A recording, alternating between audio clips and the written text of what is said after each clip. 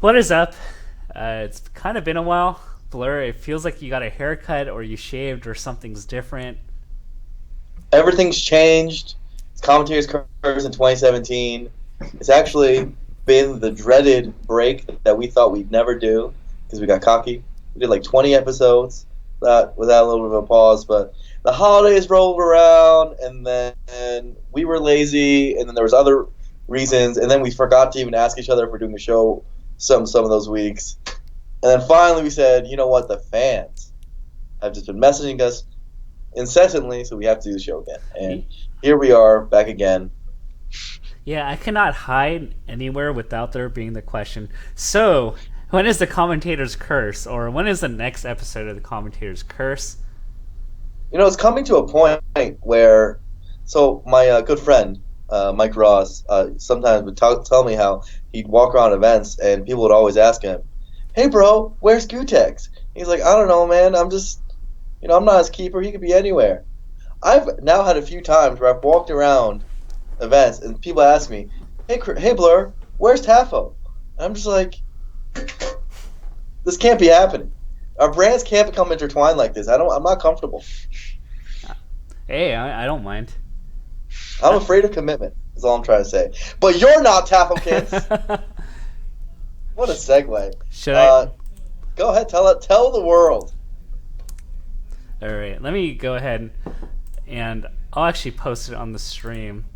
I'm gonna quickly go through it, but yeah, I mean, I proposed this week. I'm really excited. Let's see. I'll just walk through. So if you're in the stream, Blur, you can just kind of run through it because I'm not sharing screen with you. So yeah, it was a lovely afternoon where we walked to this nice Pasadena City Hall courtyard. I was setting the mood. I know where that is. You been there? Yeah, Pasadena, dude. Okay. I thought you were gonna be insightful. So we're chatting.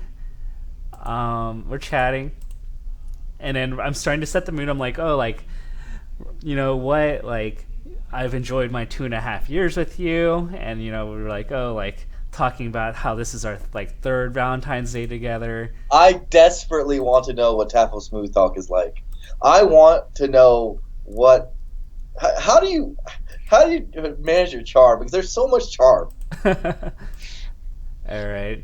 So we're enjoying the moment. And then I grab the ring out of my pocket. Oh! And then slowly go down, and she's in shock. Oh, you grabbed the hair! Tafo! He grabbed it. Wait, go back to the hair grab. I need to see the hair grab again. Can we please go back to the hair grab? All right. We have to spend some time on the hair grab. I'm just doing it for you, man. Please. Oh my! Look at that, guys. That's intense. That is Tafo. Ooh, eating it. So we keep going. Yes. Okay. She's in shock because she can't believe I actually did it on Valentine's Day, and she can't believe she didn't see this coming. Oh, and it's like the day before her birthday too. Yes, you know. My God, he's doing it all right. And then we talk. She says yes. He right face here. palms. That's interesting. And then she points at me and says, "You dastardly." And we start laughing. And then I put the ring on. And then, yep. And then we kiss. Let's see. Keep going. We kiss again.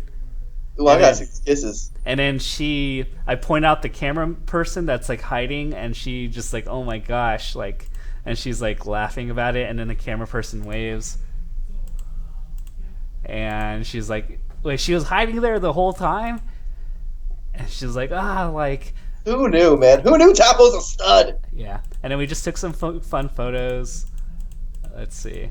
In front of the fountain. If you're ever there, it's a good spot to propose, or it's a romantic spot. There's good lighting at night. More smiley faces. There's the ring. She looks gorgeous. Yeah. All right. This is great. We're going to put This is great. And then, yep. So that's it. All right. That's a little bit too much about my life. Now he's a coach. He's an engaged man. He works at NASA. I mean, Vicky, she's a pretty lucky girl. I'm not gonna lie. I'm a little jealous. You know, in an alternate universe, I'm making breakfast for you. Seriously, I want to live in that alternate universe, dude. That is the dream. Dude, I made our French toast the other day. Oh, okay. You know how to cook, dude? I don't know how to cook. Dude, I know how. All I know how to make for breakfast is cereal. That's all I know. That's pretty good. So I could do steaks, I could do pastas, I can do fish dishes, I can do slow roasts. Oh, Yeah, I'm pretty versatile there. that's a beautiful thing, man. Well, I'm very happy for you. Vicky's a wonderful girl. She's very nice, and you're all right too. So good on that. I can't wait for the wedding. Here's a question I have, and I think I already know the answer because I don't even know why I'm asking. Any plans for Dearly Beloved 2? Well, so I'm like It's a bounced. thing now. So, I mean, the earliest we'd get married is summer 2018 because she's still in school. So, in between her second and third year, she's going to. By third year, hopefully, she's like working and putting her hours so we can live reasonably close. You know, I know so many Smashers, and I don't think it's realistic to invite 200 of them to my wedding because that's way out of my budget. So I'm thinking of doing it like the day before, if not like. I think I'm gonna do it. Oh, you think you're gonna do it? Really? I thought the answer was no.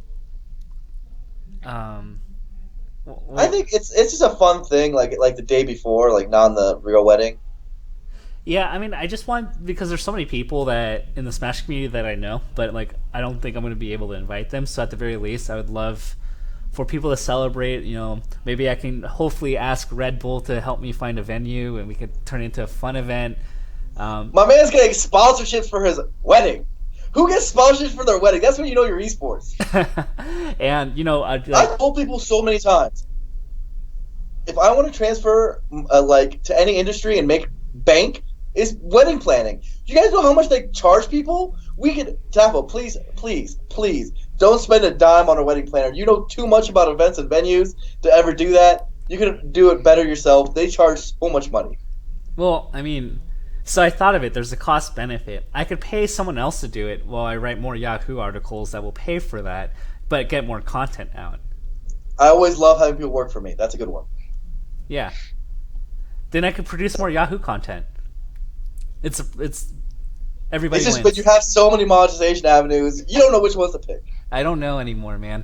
But you know, I would totally love to have a thing. I think it's good if like it happens like once a year. So I reserve the 2018 prominent Smasher / figure wedding Smash event. I think the 2017 one might be Zoo's. 'Cause I know Zoo might do it. Who knows? I think Dearly Beloved is just a beautiful concept. It's a beautiful thing. Would Zoo do one? I don't know. Most of the time, I think immediately in my head no, but then I get surprised. People are like, "Oh, actually, I want to do that." So. Cool. Because I think it's a good compromise because like, you know, like I know like 200 people that would like at least talk to, right? Why not run a tournament, right? Yeah, why not? It'd be fun. And everybody comes in suits, we're all dressed nice. I'll provide the alcohol. Like, I think it'll be fun. Yeah. Weddings are great. Weddings. I mean, we actually host a lot of our events in wedding venues or wedding type venues. I know. For me, when I'm looking for venues, one of the things I look for is I just go on wedding websites. So, like, I'm very through being a TO, you get very well trained in wedding logistics. Yeah, it makes sense. But I don't want to put my friend as the like wedding coordinator, man. Yeah, like pay them. I would love like anyone could be bought, Tafo. That's all I'm saying. How much would Juggle Guy cost? Don't take Juggle Guy. Why? He's too rich for your blood. Juggle Guy's too rich for your blood. Settle for like I don't know a Gamero. That's a good pick. Ouch! Throwing the shade. The two shades. Just don't go for Juggle Guy, dude. Are you trying to spend a fortune? Come on. Dude, I'm gonna probably make him part of the wedding party, man. Yeah, he'd be good. Dude, we're like the Illuminati trio. Like when people see me, you, and Juggle Guy walking around a venue, They know we're up to something, or they assume we're up to something. They assume we're up to something. That's for sure. That's for sure. So, dude, today was. Speaking of which, like, it's been an eventful week for me. I mean, it was Vicky's birthday. It was Valentine's Day. You know, we got engaged, but Summit's been nuts this week too. It's tearing us all apart. It's tearing us all apart. That's what I can tell you. But it's doing it in such a beautiful way. The reason I say that is because you look at it, and everyone's streaming. Money's being generated for the community. Highest prize pool ever. Like, it's working, but at what cost? At what cost? I mean, who's getting torn apart? We're all mad at each other. Literally every second is someone having a beef with someone else. And it's real beef. Like, we're actually just pissed. Dude, I heard a lot of fire shots at you after at 1 o'clock. And you know what? I'll be honest. At the time, I thought it was interesting. Now, I deeply regret it. I think it's my fault. I think this is a little Blur ownership time. I think that was my fault. Wait, what? Basically, Joey just got in, right? And I was hype, and I was typing in SoCal everywhere. And Armada the day before was all whiny about SoCal this, SoCal that. So I was like, I'll go troll Armada stream. Oh, and I wrote out SoCal a bunch of times. Didn't realize Ice was there. Oh, Didn't realize Android was there. Dude got eliminated that same day. I was rubbing it in their faces. What an asshole. So, sorry, Armada. That's all me. He went on and said some things that were not so nice and not fair to me because I said something in the moment in Twitch chat. But as a personal apology, that was not nice. But I admit I didn't realize Ice was there. I totally did not. I was also on mobile, so I couldn't tell. I totally did not see today coming because, you know, we've had this whole thing where like Chillin is sacrificing for Chew instead of Mafia. We have numbers. Canada's rallying behind KK. Like, did you think 3 SoCal people were gonna take the first 4 spots? No, and you know my theory of why it's happening. Have you noticed the abbreviation for Smash Summit this year? You know their hashtag? No. Can you spell it out for me? What's their hashtag? It's Smash Summit Spring. What is it? Smash Summit Spring 2017. No, Super Smash Summit Spring or something? Something like that? Yeah. Smash Summit Spring is what they're calling it? Can someone please spell out to me what those letters spell out? The acronym? Yeah. It's fucking SSS! You know, it's pretty They're funny. taking my brand! Can't just do that. I loved Hotbit's comment on you in the Reddit thread. You loved that. I bet you loved it, dude. Dude, Hotbit's been firing shots at you, man. This is what happens, man. You get too nice. You're too kind to these people. And they feel so comfortable that they can just go out there and make all these jokes. First, the Mafia joke about figures and saying that you're not allowed to play. Well, I'm not going to play because I'm not going to be there. So, wait, you're not? Well, no. Why would I go? I'm not commentating. I don't know. Why wouldn't you go? It's Summit. Yeah, but if I'm not, like, they kind of have the thing down pat. Like, I go to events when I feel like they like need my help, but I feel like they kind of got it by now. It's been 3. I don't really need to help out that much. But like, you can just chill and you can do work upstairs, and that's what I always do. I'm always on my laptop. But so, like, I don't know. I could do work better on a desktop. I'm like, I don't know. I just don't really see a point. Well, I'm only gonna be there Sunday. Okay. Because I'm going to the Sloan Conference to represent Smash and spread. Sloan Conference is cool. There's actually isn't there like a mini Smash exhibition there? Yeah, they're running Smash 4. Yeah, they're doing like Anti and a few others, right? Yeah, and I might get proposition. So I'm not probably gonna. I'm like 50-50 on it, depending on what I can negotiate. But Sloan is actually interested in making me work underneath him, or not Sloan, Daryl Morey. Oh, what do you mean? Give me more details. Or give me more details outside of the stream. Well, I mean, TLDR, they're looking for people that love esports, love the NBA, can do analytics, and can code. That sounds like at least a few of those things are you. I can code. Can you code? Yeah. All right. Well, then all those things are you, man. I mean, they mostly want me to do MySQL queries and run simple things. Well, then all those things are you. Sounds like you found the perfect candidate. So it'll be interesting. They want my information and everything. I'll probably talk to them. I don't know if I'm going to take it because I mean, if it's relocation, I just it might be a no. Do you hear this guy? He's talking to Daryl Morgan. He's like, bro, I don't know. He's hitting. This is what it's come down to. My man's rejecting offers. That's the world you want to be in. He gets engaged, and this is what happens. He gets hired by C9 as a coach, and this is what happens. Dude, Mango's in the chat. Well, so far it's pretty nuts because we've gone like $42,000 for singles. That's a lot of money, and like 130K-ish total. I think that's a record for singles, right? Oh yeah, it's actually by far. I think the last one for singles was like 30ish. Yeah. And that was the Smash Summit 1.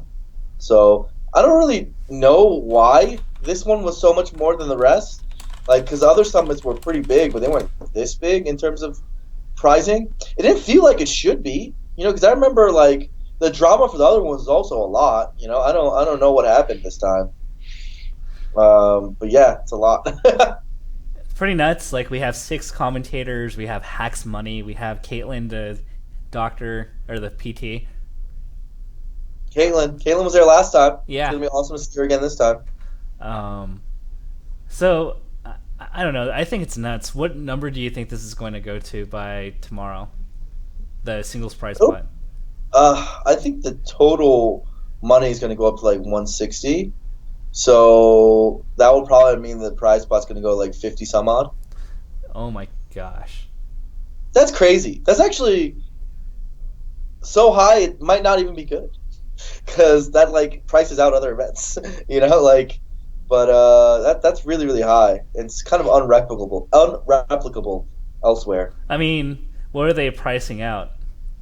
Oh, so apparently Dweb says all you can donate to now is the pot. That's like all that's left. So I'm pretty sure it's going to go even higher then. Dude, I wanted to buy 10 controller cases today, but they sold out. Apparently they capped doubles pricing? Why? At this point, big doubles higher. It looks 12.5 not enough. Dude, let's Skype bully Grayson Hotbid. Oh, I do that all the time, except it's not bullying. I just told him. I mean, it seems like a lot of the adjustments they're making are pretty cool. I mean, do you want to go over the format for Summit? Oh, yeah. So the format is super cool. Hotbid's idea. Shout out to Hotbid. And if you guys are StarCraft fans, there's something called the GSL format. Basically, it's groups of 4, but there's like people pick their opponents, and like there's like a whole bit of drama around that. It's going to be really cool in the house. One thing you'll note about that format and the way they're doing it is I don't think it's not like straight double elimination, so you're not going to get double jeopardied.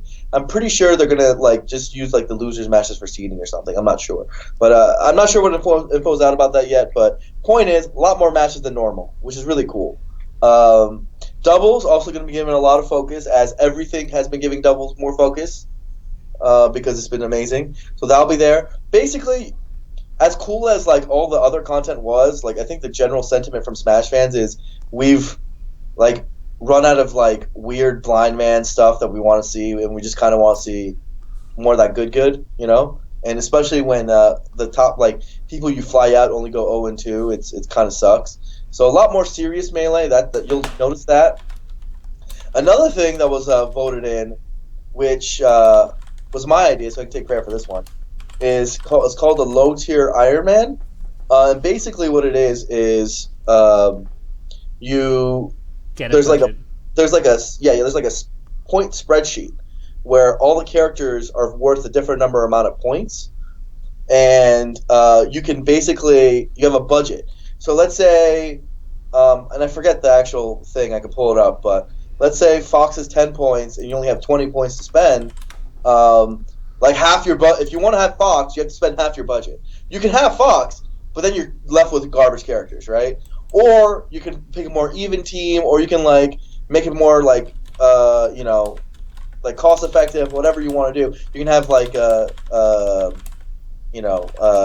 mix of everything. I think it's a lot better than the low tier pure event because frankly, there's like people who have much better low tiers than others, and like it's tough. I think what's cool about this is it allows a lot of variety, so it's fun. It's a cool little idea. I think we'll see some strategy there. I think people are gonna be really interested to like all the nerds out there. Practical TAS in the chat. He'll have a ball trying to figure out everyone's optimal lineups, right? Like Hungrybox is going to save money with Ness, so maybe he can afford his Falco. But can he? Because his Falco is it that much better than some of his mid tiers? Like that's like some of the questions you might have to ask. So it'll be pretty cool. Yeah, I think that's one of the coolest ideas. I think that'll be awesome. I think I made a few adjustments, like characters that can chain grab that are low tier. Like I bumped up a little bit. Right, and that's good. That's good. So I'm a huge fan of that idea. I think because I made it, and it's going to be great. Another cool thing that's going to be there is there's going to be a side stream. They recently put that compendium option up, and it got completed. Really cool. And there's going to be like the friendlies room. There's going to be stuff streamed there. It's really useful during like the ad breaks and like let's say you don't want to watch certain things, certain segments. You can just watch the side stream. For those curious, because I've seen some Reddit comments that are misinformed, there's actually a lot of practice stations all around the house. Some people are like, "Oh, will the players have privacy to train and practice for their matches?" That was a concern that people have. But like, where the side stream will be its own little area. And then if people want to practice privately in preparation for a match, they can also do that. So this is just good. So, yay, side stream. It's gonna have cool stuff. The side stream, I don't think it's. At least right now, I think it just got fulfilled. I don't know if it's fully decided, what's going to be on it. But I think like just mic'd up players with like matches, man, it's going to be dope, right? So that's super exciting. That's amazing. And then what else is there? There's it's honestly it's going to be like the best event. It's going to be so good. There is the draft crews are also going to have the commentators. So Scar, Toph, Homie Waffles, Phil, Lovage, and Vish will be included in the team. So this is the crews. Remember, everyone, like last time we did the Survivor stuff where there's crews. So now it's going to include the commentators in it too. So every crew is going to have their own commentator who's going to be like on their side, which is going to be pretty dope. Wait, because there's like 4 crews, so each one can pick one? I think so. There's an answer to that question, but it's not my place to announce it, so I'm just gonna keep going. Okay. Fair enough. I wonder if it was like only 4 hypothetically, like which 2 would not get picked. I'm pretty sure like Mango would pick Scar. He has to pick Scar. He has to pick Scar. Yeah. That's like literally his job. It is. And Lovage. You gotta pick Lovage. Well, what can he do? What could a young Mango do? I mean, I'm pretty sure Lovage will get picked by someone else. Yeah, because he's like good. He's actually like really good. Not completely washed up. Yeah. Anywho, there's also charades. I think that's the one that won over Pictionary. Though I was hyped for Pictionary. I don't understand why people didn't. All right, Pictionary is dope.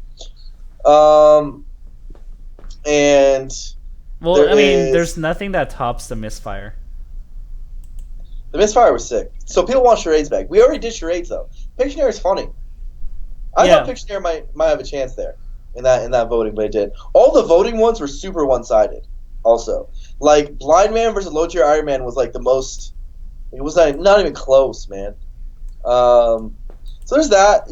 So a bunch of like cool segments. There's crews. There's the Low Tier Iron Man. There's charades. Of course, there's Mafia like there always is. This time, I think the buy-ins won't be participating in Mafia as much. I think they already talked about that. I think the buy-ins are pretty entertaining this time around. Who are the buy-ins? Let's see. TAI said he was going. Oh, then I want him to play. Not to say. I think it's I think they might do something like where the Saturday Mafia might have more buy-ins in or something, because the Sunday, like a lot of people don't do Mafia on Saturday because Sunday is the finals Yeah. day. Well, I think it's So Ty, Meds, and Abu that are going. oh well, uh, awkward. I think that kind of sounds cool. Except Abu and Mafia. I mean, who really wants that? So maybe not. Dude, I never want to share a room with Abu ever again. Why? I already told this Snore? story. No, he last time at the last was it the one that summit that he went to. He Toph volunteered our room, and Prince Abu from 12 a.m. to 4 a.m. would randomly interject, "I am Dewan Energy McDaniel," and scream it until 4 a.m. Did you beat him up? No, I kept Ah, telling, like, There's easy solutions to these problems. I threw a pillow at him. I think at some point, You got to beat him up next time. like I was so miserable. But then he was so tired the next day that it stopped. It was a wacky night because Hungrybox thought I was Duck that same night. Hungrybox. Oh, that's the night. Yeah, that. Dude, how far you've come? How far you've come? Dude, Gamers.com, the one with the U, thought I was Duck. Or Duck that. They mixed me and Duck up for the Cloud9 Mango You announcement. guys don't look alike. That's what I'm saying! Anyway, so. I think earlier you said Hungrybox. Thought you were no. It's Hungrybox retweeted a tweet No, that said Hungrybox at the event thought I was Duck. what? Yeah. No, Because he's known you for years. What was that? He's known you for years. Yeah, I know. How's that possible? Because I think what happened was like I didn't really, interact with him a lot in the cross. We crossed paths, and I was with Toph and Prince Abu. So I think what came across his mind is, well, he's hanging out with Prince Abu, Duck, Asian dude. Are you trying to justify this? I Are don't you know. right now rationalizing this for yourself? I'm trying to find justification for it, man. Did you see your face or the back of your head? No, he was exiting the elevator and I was entering the elevator. So What did he say? He messaged Abu about something, and then he mentioned Duck and Toph, who. Oh my god. He's literally known you for years. Yeah, we've had dinner This whole together. time can't tell you apart. Do you We've think? Have you ever heard of that thing where like people can't tell people's faces apart? You know what I'm talking about? It's like a condition. Like they just can't recognize faces. Could be what's I going know on what you're here. talking about. I just don't know the name to it. That could be what's going on here. Wait, wasn't it also? Who was it that mixed up Ty with Kalamazoo? That was Was also that- a Hungrybox. That was also Hungrybox, wasn't it? Or was that DOH? No, it was. It was Hungrybox, It was right? Hungrybox. And the funny thing was that Hungrybox was talking to Kalamazoo, I think, and then he turned around because a fan said hi, and then he went over to talk to Ty to resume the conversation, thinking it was Kalamazoo. Do you think he's doing this as a troll? No, What elaborate troll? Just to get airtime on Commentator's curse? dude, that would be like if he did that, like I would further respect every mind game he does with Jigglypuff because It's he's the just thinking on a ultimate level mind that I can't even It'd comprehend. be so high level. I couldn't get. I mean, there was one time way back at like one of the pounds where Wobbles talked to Alvin L from NorCal for 15 minutes, thinking it was Zoo, and Alvin did not want to correct him or make him feel. You said this is awkward. Wobbles? Um, Wait, who did you say did this? Wobbles. Who talked out? Huh? Wobbles. Wobbles had this problem? He's a lot better about it. This was like 7 years ago, but he talked to Alvin for 15 minutes, thinking it was Zoo.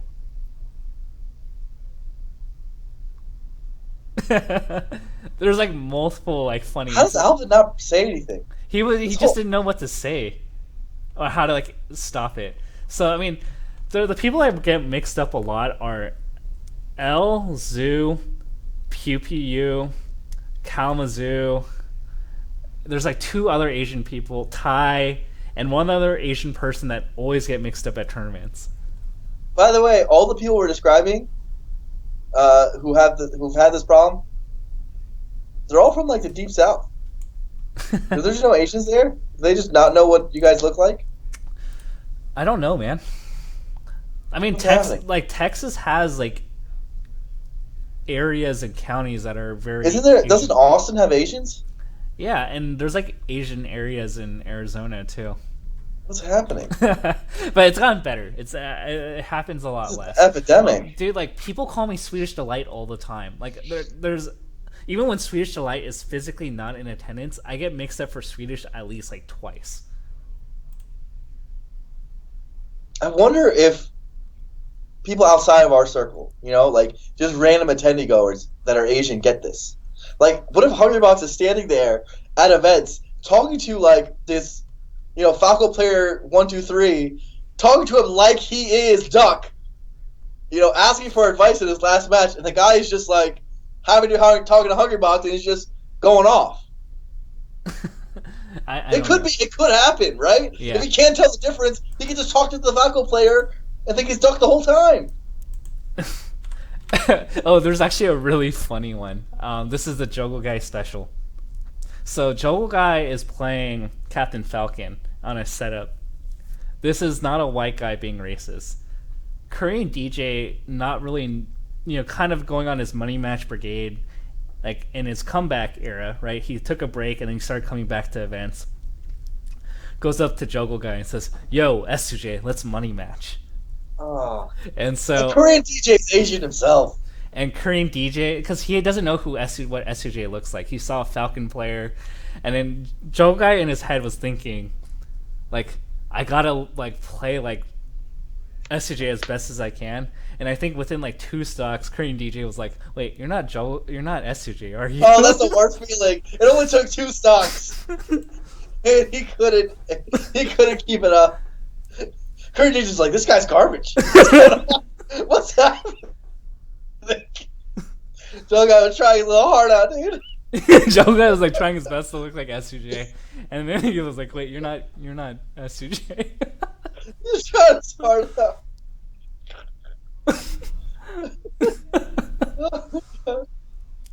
No. Oh, Joe Guy, why?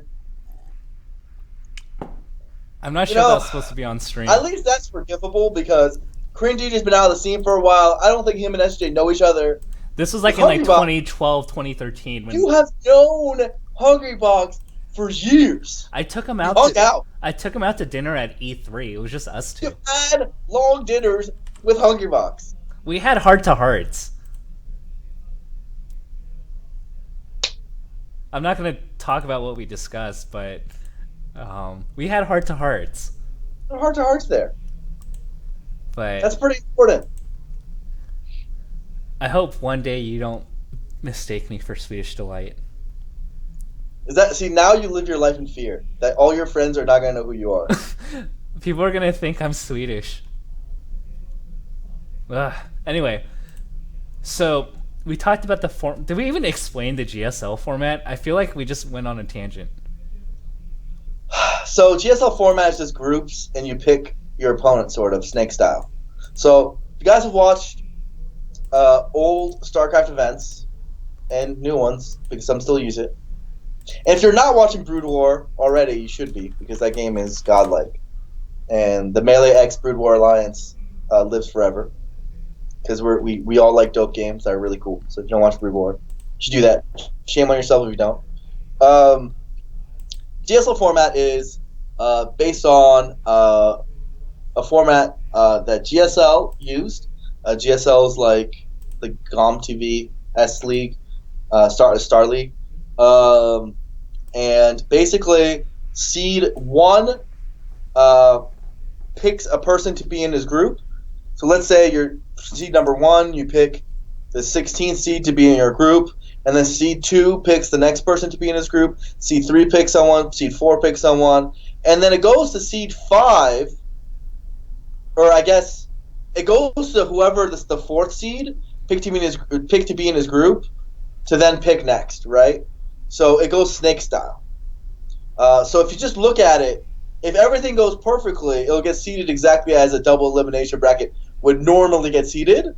But then there's some funny little games, and at least a lot of cool stuff. So people, start to have beef. They're like, "Oh, you picked me, so you must think I'm bad. Now I'm going to beat you." And then at least the trash talk, which I think that's really good in the house. You know what becomes really interesting when you get to the last picks, and you're like, "Well, I can beat my homie, but do I want to do that, or do I suffer and pick a harder matchup at the very end? Those last picks." It's tough. So if you pick a homie that's going to be easy to beat, you can do that, or you can pick someone who's going to be harder because you want to give your homie a better group. And like some of and for the GSL, they actually, and some of the other Korean formats, they actually had like it's kind of like Who Wants to Be a Millionaire Lifelines, where you had like certain powers you can do. So you can, if you're like the top seed, you had a power to be able to switch people from group to group. So you'd be like, hey, the group selection finished, but I want to make one switch as the best player because I can. That's one of my powers, right? So they gamified it even more. So that's always been possible. Don't know if we're going to do any of that, but like that's basically an idea of how it's been used in the past. You know what would be a really interesting one? Armada picks Numbers picks Wes, and then Wes picks Lesson. Dang. That's pretty crazy. Like Wes. I'm curious to see if Armada will even pick Numbers. Like of course, it's his best option, but will he feel bad for Ice Climbers? No. No, he won't. He won't. I mean, I think part of him might think, well, Ice Climbers has the most variance. Like he could just get wobbled, so he might pick like another matchup where like he can play attrition and make sure he absolutely wins.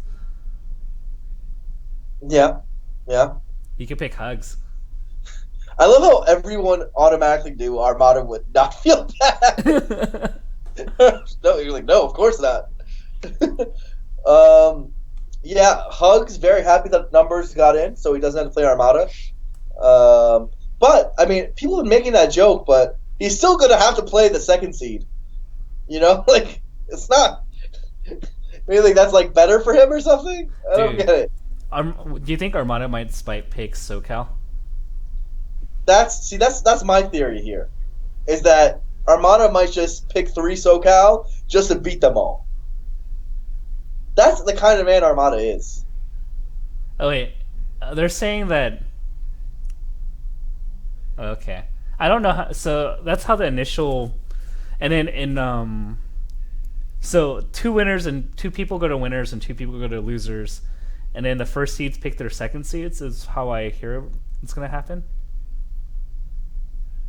Okay, so a lot of that's been announced. Yeah, that is indeed how. Sorry, I said Practical TS. You are correct in how they are going to implement it. Basically, the first seed picks. This is after groups. So you have your 4-man groups. You play out winners and losers. So you play the whole group out, right? There is the winners match. There's a losers match. You don't play out grand finals, right? Yeah. So basically, you end up having a seeding of 1, 2, 3, 4, where the person who won winners finals is first. The person who lost winners finals is second. The person who I bet the person who won winners finals is first. The person who won losers finals is second. The person who lost losers finals is third. The person who went 0-2 is fourth, right? So you have your seeds, right? Yeah. And then the first seeds from their first seed little bubble pick a second seed to play in winner bracket, and then third seeds pick a fourth seed to play in loser bracket, right? So third and fourth keep their losers position. Second seed is allowed to go back up into winners effectively, but is going to be picked by a top 4 seed. So that's basically how. Doesn't this greatly favor Armada then? How so? Because Armada gets to choose everything and he gets the first pick at everything.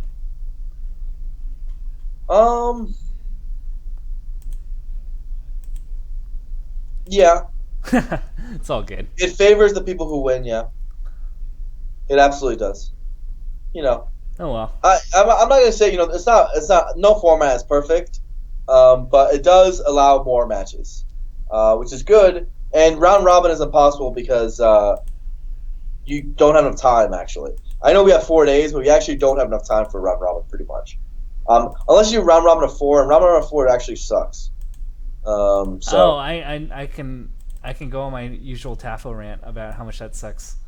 yeah, so you'd have to do like some weird. 16 isn't super clean. You have to do like pools of 8 maybe, and then you don't have, that's too many matches. So I think once it happens, people will understand a little bit more. I think look, I just appreciate when people experiment and try to fix a problem because the 0-2 thing was a real problem, right? Yeah. Like you watch and vote for someone to get in, and then they go 0-2, and you're like, what's the point? It's basically 0-1 too. Like for someone like Numbers, like no offense, but if he loses to Armada, like everyone expects him to, he's basically just gonna have one match in losers, right? Which like means anything. I think the thing that Uh, always sucks about that is like how many people would like in the world would not go 0-2 in those kind of circumstances. yeah, like everybody would, and you just want to see someone like him have more matches, right?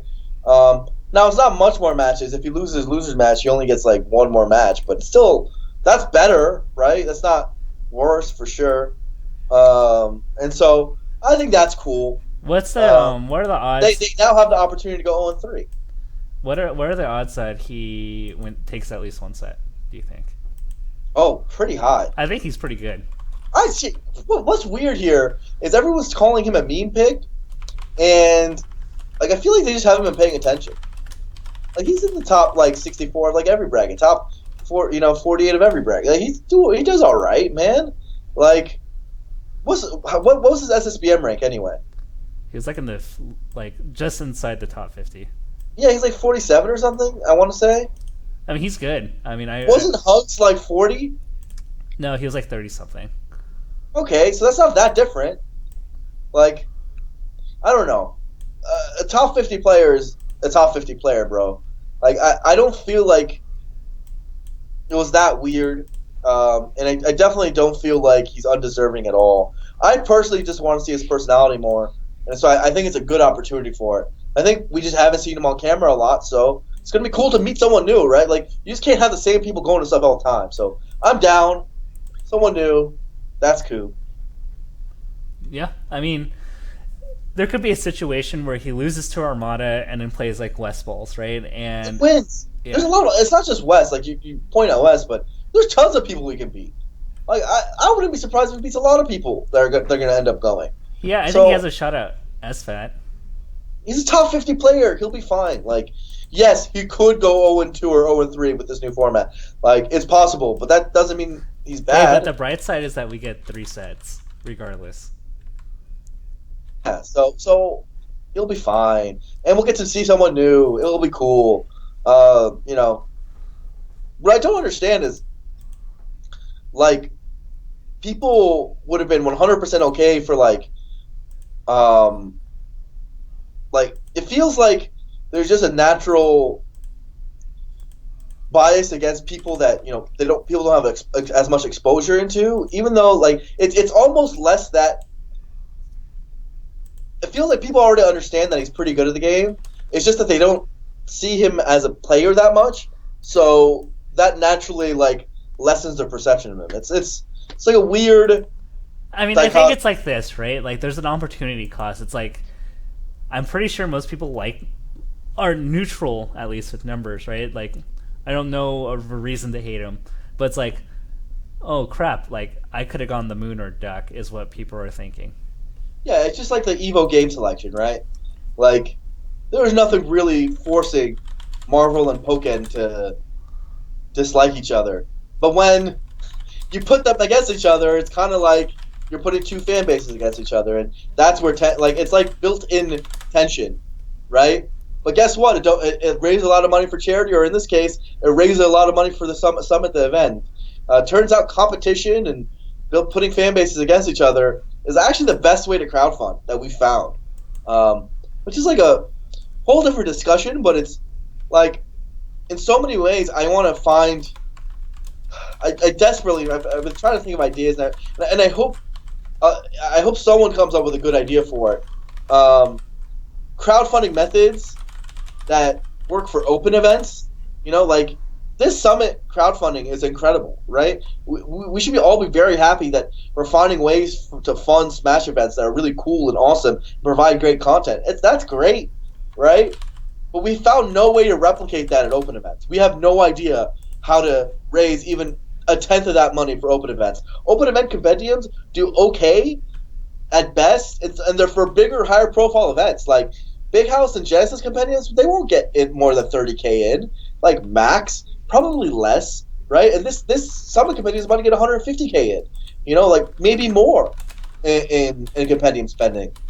So like it's just so weird and disproportionate. It's mostly because of that competition factor we talked about.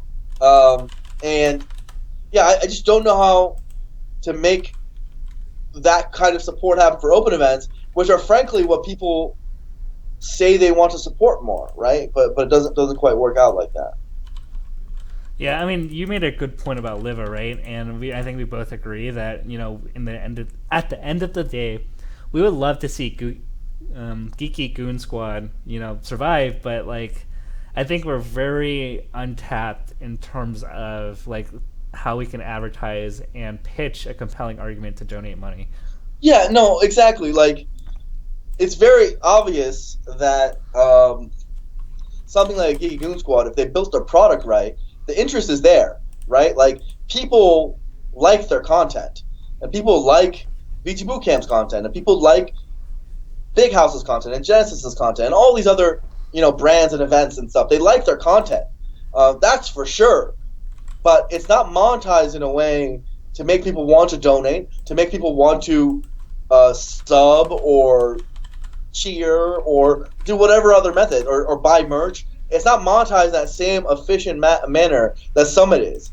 So in the end, you have situations like Geeky Goon Squad where, he's a tournament streamer, so he can't shill for subs on his mainstay tournaments, right? Like you can't, as a tournament streamer, have a sub notification on while the gameplay is going on. You're a tournament streamer, right? The event won't allow you to. So there's ad revenue, but that's not that much. And he tries to play ads, he takes a lot of breaks, but that doesn't build you that much going. So he's left with like occasionally going under and then begging people to come back and give him more, and then continually barely being above the line until he loses more and more subs, right? So it's like a really hard situation for Liva, and he doesn't really know what to do. And from my perspective, I just wish we would think more broadly about how to build a better product around it, right? Like, imagine a world, right? Imagine a world of tournament streamers and TOs coordinate with each other and build like a real sub product, right? Let's say you sub to VG Bootcamp, right? But it builds out rewards that go into the tournament compendium, right? So maybe subbing to VG Bootcamp gives you points for the compendium for the tournament, which you can use on reward levels, right? Yeah. And then maybe there's some rev share thing with VG Bootcamp and the TL, or maybe if you sub to VG Bootcamp, you get more than just emotes and stuff. You also get in-event rewards. I don't know. There could be some stuff there. It doesn't feel like people are being creative enough about how they do it because they're not thinking about the product that they're actually delivering. I don't know. We're we're a bunch of smashers who like Smash, and we're like average at everything else that revolves around event marketing. Someone said in the chat, I think if Liva was in the U.S. or a static good local seed, that he could be big, good enough to sustain. I strongly disagree, actually. I by minutes watched, the Team Oxy channel is like the fourth biggest tournament streamer for Melee, and we made I think like $60 to $80 last year as a total. So last year we were like one of the biggest in terms of minutes watched, made like no money. Showdown Smash was big last year. They barely do content this year, but they didn't do much. Again, this is San Francisco and Los Angeles in terms of areas, and they put out a lot of content. You have Hilarity. out in Florida, barely anything. MVG does a little bit, but it's actually mostly for Mutaking streams. Nebulous recently came back to Twitch. We'll see how they do. Melee Everyday doesn't really get much in terms of subs. These are like very large centers in the U.S., and no one's actually giving money to tournament streamers. So strongly disagree. He's actually the second biggest tournament streamer in terms of revenue. So it seems like him being exclusive to Europe helps him a lot, actually, and doesn't hurt him because he doesn't have to fight against VG Bootcamp for competition, right? So I actually think he's benefited greatly from being in Europe and being able to get all those events. I think the hard thing is no tournament streamer, except for maybe VG Bootcamp, but not really. Their sub numbers are really low considering their viewership. Has really cracked the code. Yeah, I mean, I agree. I mean, I don't think you're wrong. Yeah. So it's just like it's what we've seen throughout the Smash community, right? People are willing to sub to players. People are willing to donate to players and player causes. So, like, why does Summit competitive voting do so well? It's because people are willing to pay for ICE to go to Summit, but they won't pay for Big House to do something, right? They're more willing to pay for Armada and Mango and Shroomed, their channels, their actual Twitch channels, rather than the VG Bootcamps and the Geekun squads. It makes sense. The brands, like, people have their favorite players. It makes sense. But maybe there's integrations there where the players and the streamers and the TOs lean on each other, kind of like how Summit does it, right? Summit uses the player brands to build their own products out, right? And that way the whole thing could be shared. So Silent Oblivion says actually they won't pay for ICE. Dude, I want him to get in so bad, but you get the idea. I want him to get in. Yeah, that'd be sick. We should make this an ICE donate. I'm just kidding. Should we? Dude, I want ICE to get in, man. I feel bad because I was a douche. Plus, I genuinely wanted him in. I've wanted ICE in for a while. I wanted Rudolph and ICE. Those were my must-haves because I wanted Japan and Europe. So I don't know. Rip. Yeah, man. Of course, I have to support my boy KK. KK, MIO unbiased. Yeah, yeah. If he was like within a few thousand, I would have like tossed in like $500 to like whatever. But the lead looks too. You never know though. I mean, dude, Lucky had like one dude put down like 10K votes in the last second. Dude, do you know who did it? Apparently, it was one of his subs. A legend. So Woogie Boogie? I don't think it was Woogie. It's some other guy. Someone in chat, please tell us because that guy's a legend. And I'm happy that Joey got in. He has had a rough year, man. His leg got messed up. He's had to like nurse that back to health. He's losing the hugs. A lot going on there. Damn. So. Dekumi. Apparently Dekumi is balling out of control, or not balling at all, and just is willing to spend all of his savings. I hope his family never finds out. Dude. Imagine the look on like his wife's face when he sees when she sees the credit card statement. Dekumi. Don't give up house and home just for Lucky. He's sleeping on the couch. Don't give up house and home, dude. He's sleeping on the couch, man. I just can't imagine that he'd be sleeping on the couch. I just can't imagine a world where a Lucky fan is just super balling. Am I crazy? Well, Woogie Boogie and someone else donated. Well, didn't they have that donation war for like $5,000? Is Woogie balling like that? Can he just drop 5K like that? Oh, I think he donated like 3K to him. Jeez, Woogie. Gosh. Dude, you know what's nuts? We had the Evo thing recently. Yeah. We donated more to this event than the Evo Drive. That doesn't surprise me. I mean, those other communities aren't half as big. No, I mean like what we donated. Yeah. Is that nuts? It's kind of crazy, man. Crowdfunding is insane. I just like. I really wish there was a less competitive way to do it. Like when I hear the word crowdfunding and grassroots and all this stuff, I think really positively, right? I think, oh, it's people coming together to do big things, and sadly, the most effective way to do it is to actually put people against each other to do big things, and in that sense, they're channeling the No John spirit of Melee against us. Yeah. Imagine now. If you really want, and I almost don't want to say these things because I'm going to give them ideas, right?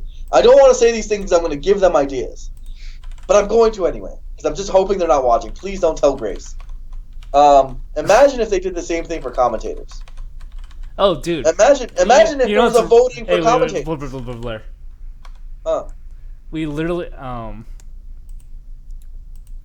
it's kind of scary because Juggle Guy and I had that same exact what if conversation yesterday.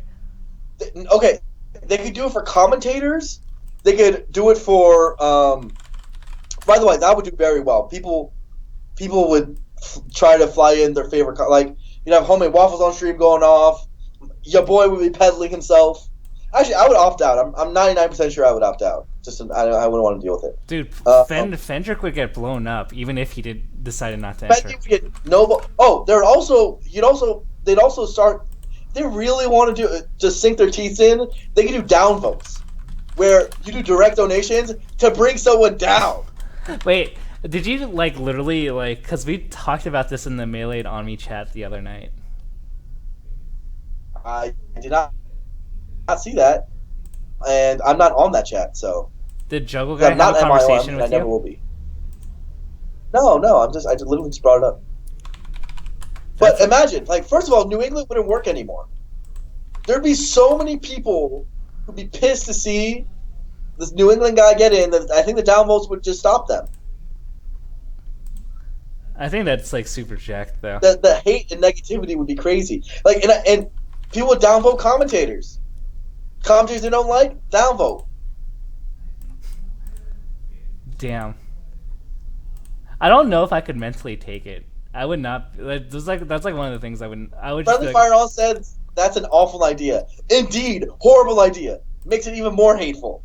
I would literally just say, dude, I love commentating. I would love to commentate and share the wonderful knowledge of Melee, but screw you guys. I'm going to do my Yahoo stuff where I get paid and I'm not going to be stressed out. I would not opt into that. I get there's no 0% chance I'd want to pit myself against people who are in my office, by the way. Literally, we'd be beefing in the office. It wouldn't no thanks. You know what this kind of reminds me of? There's an episode of SpongeBob where they do the Employee of the Month.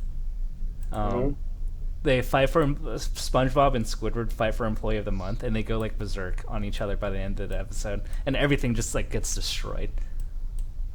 I feel that's what would happen. It'd be the same thing. It'd be the same thing. But again, they can optimize this. You guys saw how quickly the hacks money for commentary filled out. You don't think you could make a reward level for all the commentators so fast? It'd be so easy. They're paying 6 commentators right now. If you want, I'm sure someone wants Webs to go in.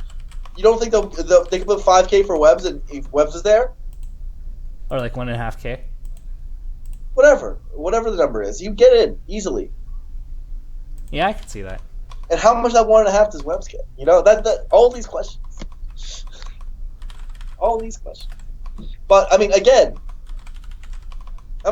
it's super good that a way to crowdfund has been found. We just need to figure out how to do it for open tournaments. I've had ideas. You could do this voting model everywhere, sort of, for people who aren't going to the event. You can opt in people for open tournaments. So imagine you had your full bloom, or let's say a bigger event. Okay, let's say you're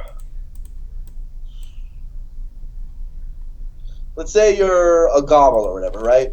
You've got a lot of people going, but then there's some people not going, right? You got mostly everyone, but some people aren't going. You take a list of the people who can't go and need to opt in, and you make them vote against each other, right? So a lot of international people. For in Gommel's case, it could be Android, Ice, Rudolph, tons of other people, right? Yeah. And maybe some people in America who can't make it either. Maybe some Latin American people can't make it either. And then instead of giving just what the normal compendiums do, which is $300 to fly this guy out, it's vote and the top 6 people make it in. Yeah, we could do that. You could do that. That'd be pretty hype. Don't we kind of already do that already, though, for events? Like, how are the smaller events deciding who gets on the compendium? Whoever says they want to come. Pretty much. Yeah. Basically, they ask top players, hey, do you want to come? And then they say, yeah, sure. Damn. I wonder how much we'd pay for a Tribe Called Quest. Practical TA says, you know what would really get them money? Making Tribe Called Quest is a good Prague Commentator would make a lot of money. Make the Go to Summit and Go to Summit doubles exhibition bidding wars instead of straight prices. For real, they can make it so that people will end up spending $5K to just go to Summit. These are real things. Welcome to capitalism. Welcome to Trump's America. Wouldn't that make less money? Why? Because you start the bidding at $750. Because on average, how many people got past the Twitter votes? 16 of them, and we made $130K probably on sales.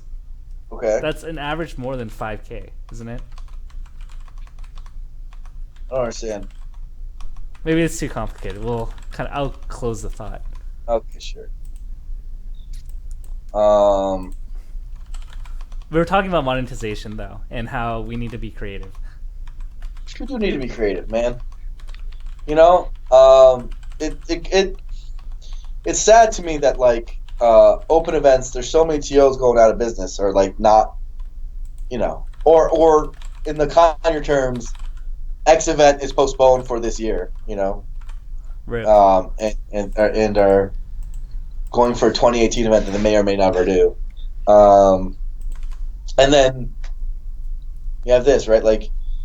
If that problem never got figured out, we would never have this problem. Now, if we ever figure out how to make TOs money, like open event TOs money, and then we built the business model out for that, which we should and we can. I really do think it's a solvable problem. There's such a healthier scene.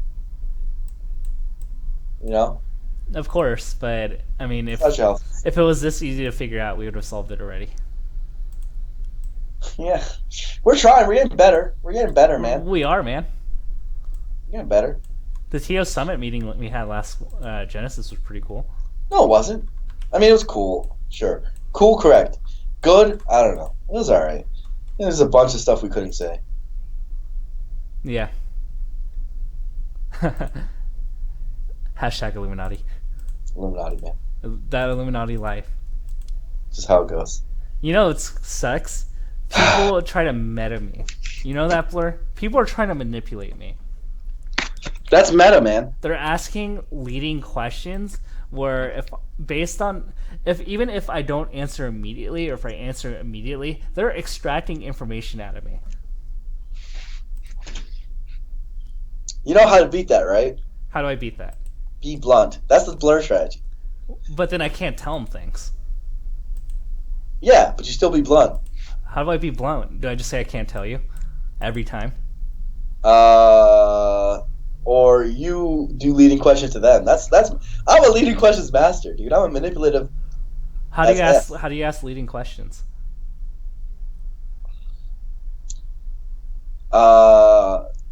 You just do it, dude.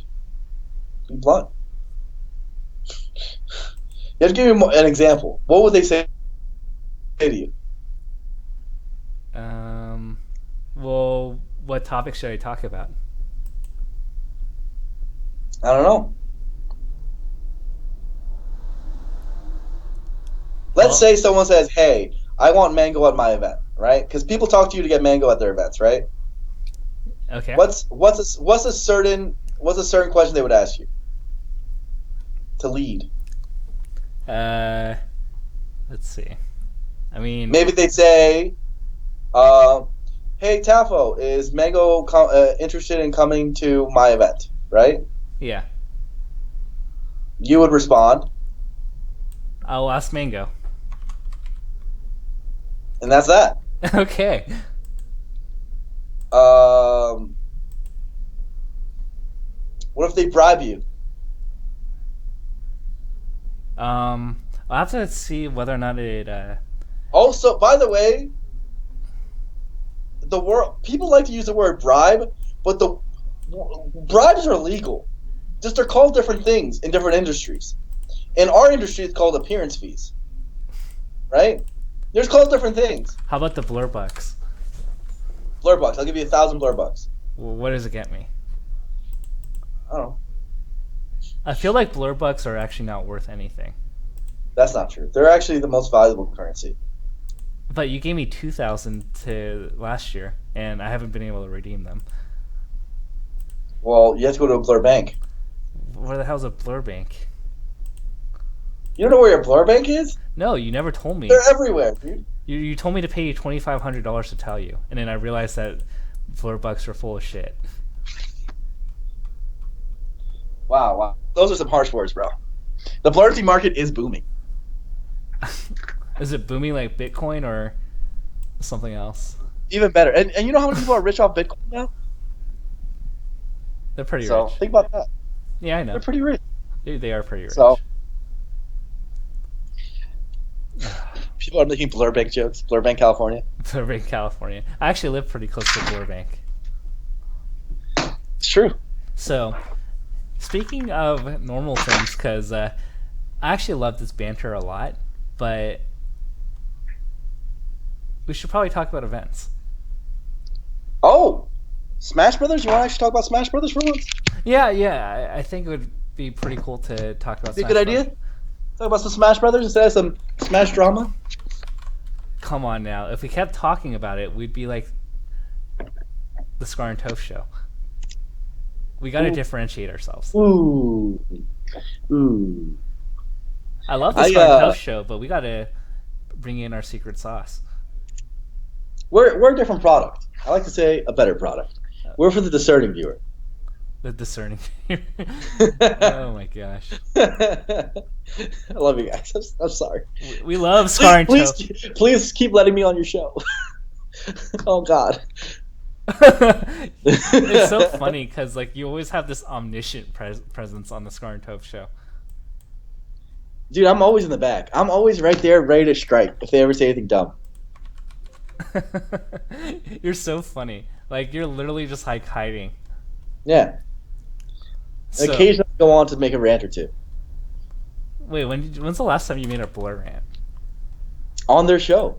They said something dumb and I was mad. What did they say? Toph was talking about how he can't wait for Evo Sunday and he's so happy about it because he's just going to go off and party and gamble that Sunday. And Scar was like, yeah, this sounds great, blah, blah. So you guys have some respect for the community, for the growth of the scene. So I was a little pissed. How pissed? I said it in a very nice way. But I love blur rants. I think blur rants is like 22% of why people watch this show. I think it's 100%, dude. You are totally overestimating yourself. I mean, there's other aspects of you that fill the other 78, but blur rants is like 22%. Yeah, it's 22%. I'm just talking blur rants. I'm not 22% is pretty good. I think 22% is amazing.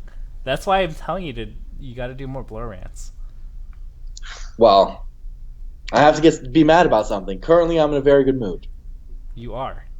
Yeah. You know, I had an ESPN article written. I think I told you about it like over 2 weeks ago, and I think it finally will go up. I kind of want to retract it. What's the thing? It was like, what's the relationship between Melee and Smash 4? But like everything is like so. It's fine. You know, I feel like the new school kids don't even know. Back in the day, the Brawl kids and the Melee kids, they hated each other. They had nothing to do with each other. It was the utter hatred. As in, it's surprising there wasn't more physical violence. You know? Straight hatred. And looking back at it, We were stupid. We were literally idiots. The Brawl kids they meant no harm. They were paying our venue fees. We should have been happy. We were only bringing 100 people in. We couldn't afford venues without those Brawl kids. Like, they were great. Genesis wouldn't have existed. Genesis wouldn't have existed without Brawl. I'm just real rap. Genesis would not have existed without Brawl. Brawl brought in the numbers. We had nobody at the time. So now you fast forward to now, everyone's lovey-dovey. The two communities are pretty nice with each other. People are even, I mean, we live in an era where I sit at dinner tables and it's like half Smash 4 people and half Melee people, and we're like all eating together and stuff. You think that would ever happen in the past? No. It's a whole different whole different era. Yeah, dude. Anti is, dude. I gotta say, Anti is. If you don't follow Anti and you're on Twitter for Melee, he's worth a follow. Anti's got a great Twitter. Dude, Anti's amazing. He's just so. Anti's great. So yeah, dude. The two communities are very tolerant of each other, as Steve Dode saying in the chat. I think there's something I'm missing, but it doesn't seem like there's very little hostility. If there is hostility, it pales in comparison to anything before, and it's shocking because we continually have to share resources. So one of our scenes has to sacrifice for the other at like every event, to some capacity, and we're still cool. So that's incredible, and doesn't actually make sense, but yet we're all right. So we're fine. Yeah, that was the thesis of. I mean, that's what I concluded with the thing with the. I can't even talk straight. That was my conclusion in the piece. Get engaged. Yeah.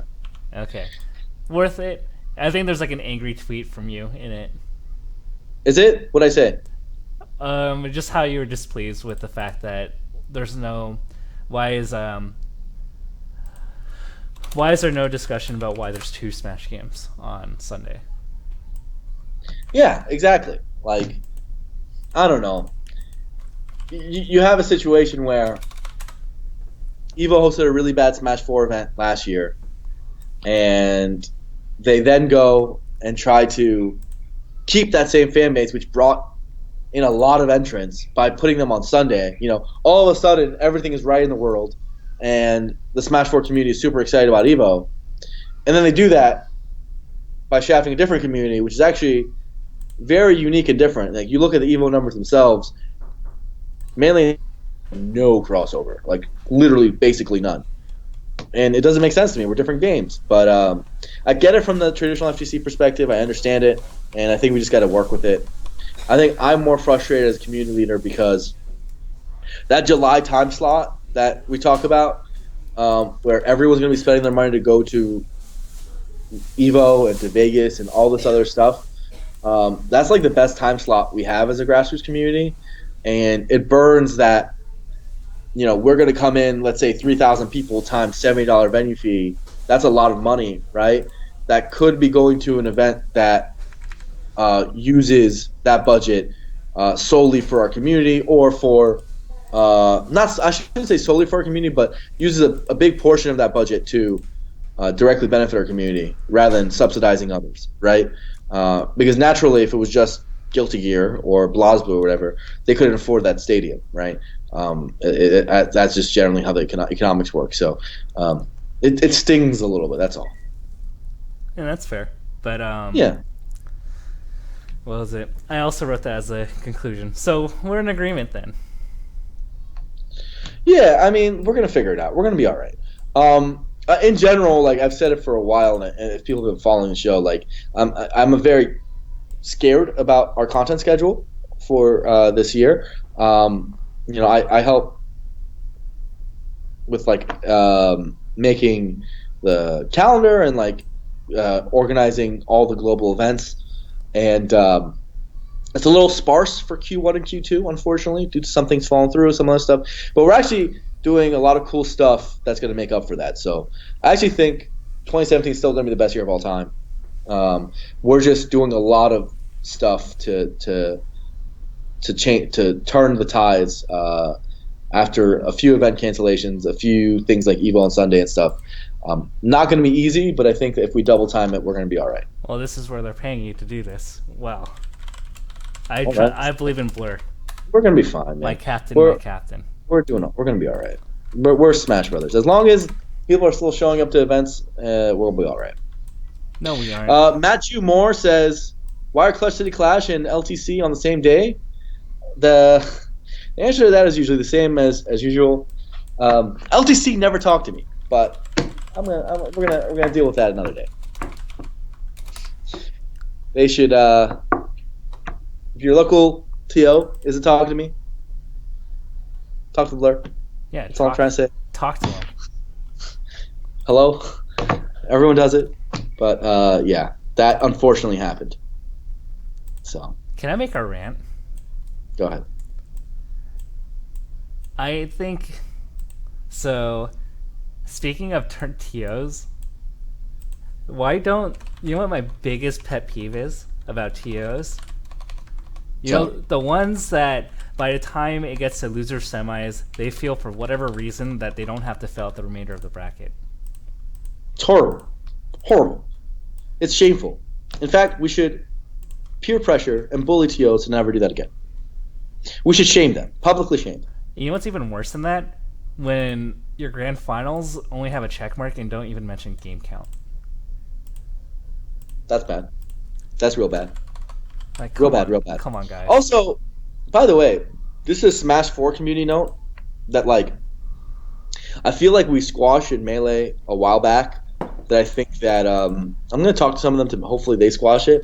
You remember back like 3-4 years ago when we used to have the quote-unquote best TO discussions, right? Where like me, Joe Guy, Sheridan, a bunch of others, like we would like go back and forth, be like, oh no, I'm the best, no, you're the best, we're the best, you know? And everyone regions would be like, my TO is the best, right? Yeah. We all said, yo, this is stupid a while back, and that conversation has actually ended a long time ago, right? How did that even end? I just remember like people just stopped responding to the conversations. We had to talk about it. Me, Rob, and Phil. We were just like, dude, this is actually counterproductive because we should be working with each other. Feel like there's a lot of that in the Smash 4 community. What? Why are people talking about this person's the best? Like, it's not good. It's not a good conversation to have. You know, when a new Smash Brothers player comes into the scene, like a little Smash player, you know, imagine like, I don't know, when I think of a baby Smash player, I think of like Atrioc 2 years ago. Like just like a young and fresh Smash player with like googly eyes, you know, like big anime eyes, and, you know, a very bad cheek. This is before the grizzled beard. Dude, he's actually decent right now. He's getting better. He's all right. He's actually worse than Ben SW now, though. Oh, no. Ben SW's gotten a lot better. He learned how to laser. He's like the young Zangouzan. He's the West Coast Zangouzan. It's crazy. He's so campy. The campiest. But imagine this new Smash player, right? They come into the scene. Maybe they go on a Facebook group, or they go on Smash.gg, or they somehow find out about events. Do you think they care who the TO is? Or do you think they understand the difference and history between the Pound brand and the Big House brand and the 2GG brand and the MVG brand and all this stuff? No. They literally think they're just going to a Smash Brothers tournament. We're all the same. Literally, the whole thing is the same to them. The whole thing is the exact same to them. It's a Smash Brothers tournament. And when there's a bad Smash Brothers tournament and they go to it, and they have a bad experience, they don't go back. That's how it works, right? You feel bad because you went to a Smash Brothers tournament, like, oh, the Smash community sucks. This tournament sucked. It didn't run. It was horrible. And then we all suffer. That's just how it works, right? So when you, like, go for your elbow space and say, I'm the best, we're the best, so screw these other guys, all you end up doing is hogging resources for yourself and making it so that your events are better and you're not sharing and helping others with your learnings, and then the rest of the world crumbles. You don't have a community anymore, and now no one's going to your events either. It's just stupid. Yeah, we're not at the point where you can monopolize or take the pie. Like, maybe if we were like 100 times bigger in terms of money and everything, then maybe you can take a little bit more for yourself. But we're not at that phase or anywhere near it. It's like it doesn't even make any sense. If events aren't making money, what pie are you fighting for? What are you talking about? Like, just what do you what world do you live in? So I think it was squashed in Manly a long time ago, and it really helped everyone start working together more. And anyone who's not in line with that and is not about community participation, we generally exile as fast as possible. And I want to see that more around the community, because if you see that type of behavior within your scene, and sometimes it's from well-meaning people. I'm gonna unnamed people, right? We're in a region, and they're in that region, and they were telling me, "Hey, Blur, my TO in my region is really bad. I hate this TO. Not hate this TO, but I hate how he runs events. I don't think he has any vision. I want to run an event to show everybody what a good event's like. I want to give my region a really good event, and I think this guy's doing a really bad job, right?" And you know what advice the Crimson Blur gave that person? You know what words came out of my mouth? You should. I said, "Work with him, bro. Work with him. Make his events better. Your job is not to your event series. Your job is to your community. Your job is, okay, you can run your own events. That's dope. Do a good job with that. Fantastic. But if you do that while not making his events better, while not giving him your resources, you're literally a bad community leader. You're literally not doing your job." And examples I give are, people don't know this, but SSS was running the dominant SoCal tournament, right? Literally, basically the only thing running. And MacD came up to me one day and was like, "Hey, yo, you're not doing. I think I want to try something different with the Smash community. I think there's a lot of things missing with how SSS is run right now. I want to try something new. I'm going to run some other stuff of my own, right?" And especially because SSS was on Sundays, he was like, "I want to run things on Saturdays." And I was like, "Cool." What happened? I helped him find his venue. MTG Deals was the original venue for Mayhem. Your boy helped source that with him, along with Bam, who's a very nice guy. And we ended up storing some of the Smash Vault in his new venue, so that he would then have a storage of TVs he can use for every single Mayhem event, right? And use that for everything else. So what happened? He was off to a really good start. He had a venue. He had setups. He had his own branding, which he was able to use to promote his events. And if I was the selfish guy, I would have been like, you know what, I'm not gonna let that happen. SSS is SSS. Blah, blah. No, I'm not stupid. If someone wants to host an event for my community, that's awesome. Let them. Especially someone's experienced and smart as MacD. So you do that, right? That's how you grow. You don't get in their way. What you don't do is get in their way. What you do is you help them. That is the number one thing you do. It's been good. And Mayhem's been running, SS has been running. They've both been great. Now it's called SoCal Coliseum, but end of the day, the legacy was good, and it's been really good for SoCal, right? It's been awesome to have both of those. And it was even better because when I went to NorCal, there was a 6-7 month hiatus from SSS, right? Because I had the hard job of trying to rebuild SSS while in NorCal, right? And there was a little bit of a hiatus before it came back. During that time, Mayhem ended up keeping the scene alive, right? During that time, without Mayhem, the scene, who knows what would happen to the scene? It might have, it wouldn't have had a premier local. So it would have been mayhem. It would have been bad, right? So in that, clearly, it helped the scene overall to have that to help Mayhem out. And this is, I'm not trying to say it, to talk about myself, but it's the frame of reference I got, right? Do that with every scene, please. Please do that with every scene. Please. Please. You know what I'm talking about. Please. Oh, man. It's just disheartening, man. There's so many people I see that, talk about bad events in their scene and they don't help them. They're just like, "Man, this event sucks. Why does anyone go?" And they just shit on them endlessly in threads and whatever. It's like, are you helping them? Are you making it any better? Well, it's easy to feel good. It makes you feel good. Now, if they're genuinely bad, and there's genuinely bad people out there rather than incompetent, you cut them out. That's fine. But most of the time, Smashers are just incompetent. So keep that in mind. I think people need to be like. So, someone brought up the point of Qatar before, and it's had some problems with hosting events. And I look at the tri-state scene. I've asked them plenty of times, who's actually helping those guys, right? Like, we all know Qatar's a great guy. Are they helping him? I don't know, but they should be. They should put some effort towards that because he's got a big social presence. He's able to bring a lot of people in. It's good. Yeah, I agree. But it's easier to complain. Dweb32 says, what do you do if everyone in your scene wants to host events on the same day, Saturday? Dweb, fantastic question. Fantastic question. And here is the secret to oversaturation, which is the problem you're talking about, which is all oversaturation is not a problem in our scene as long as you learn to tier your events properly, right? SoCal, tons of events, right? And so how did we build it? The only difference between SoCal, who has so many more events than everyone else, like, people don't understand. I've literally walked around SoCal and accidentally fell into Smash events. I was at a college once, I think it was Cal Poly Pomona, I don't remember, and I literally saw a poster for a Smash event, started following the arrows, and I walked into a 30-man Smash event. I'm not joking. It didn't just happen once. I was literally once walking around, I don't remember where, I want to say it was like Long Beach area or something close to southern like that, and I heard Dreamland music, walked into a room, and I saw a Smash event. SoCal is nuts. It's crazy, right?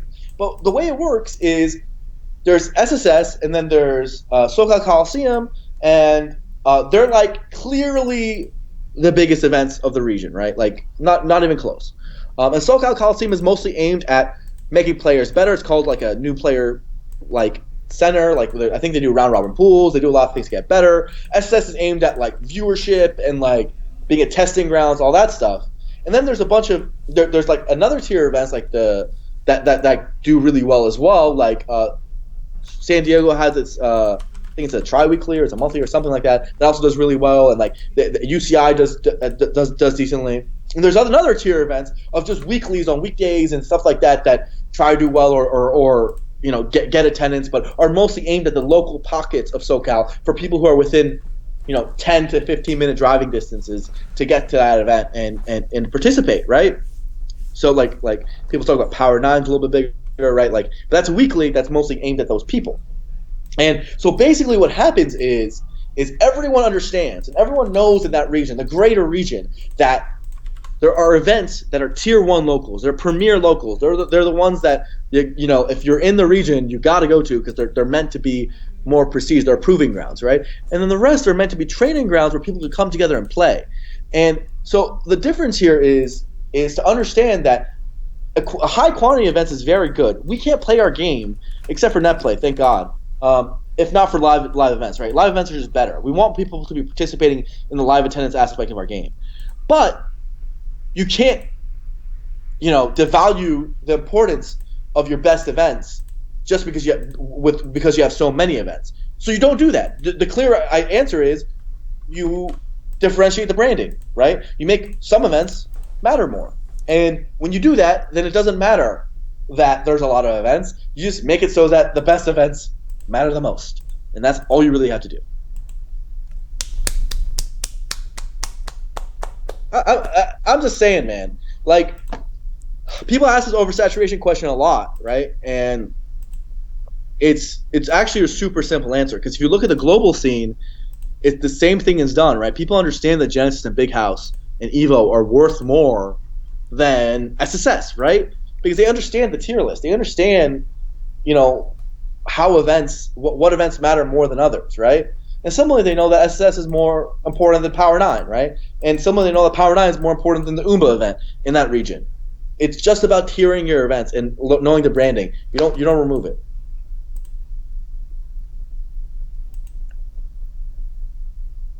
You go, Blur.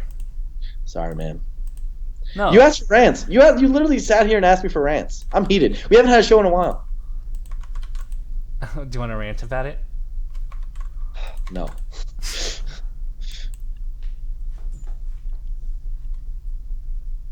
Why?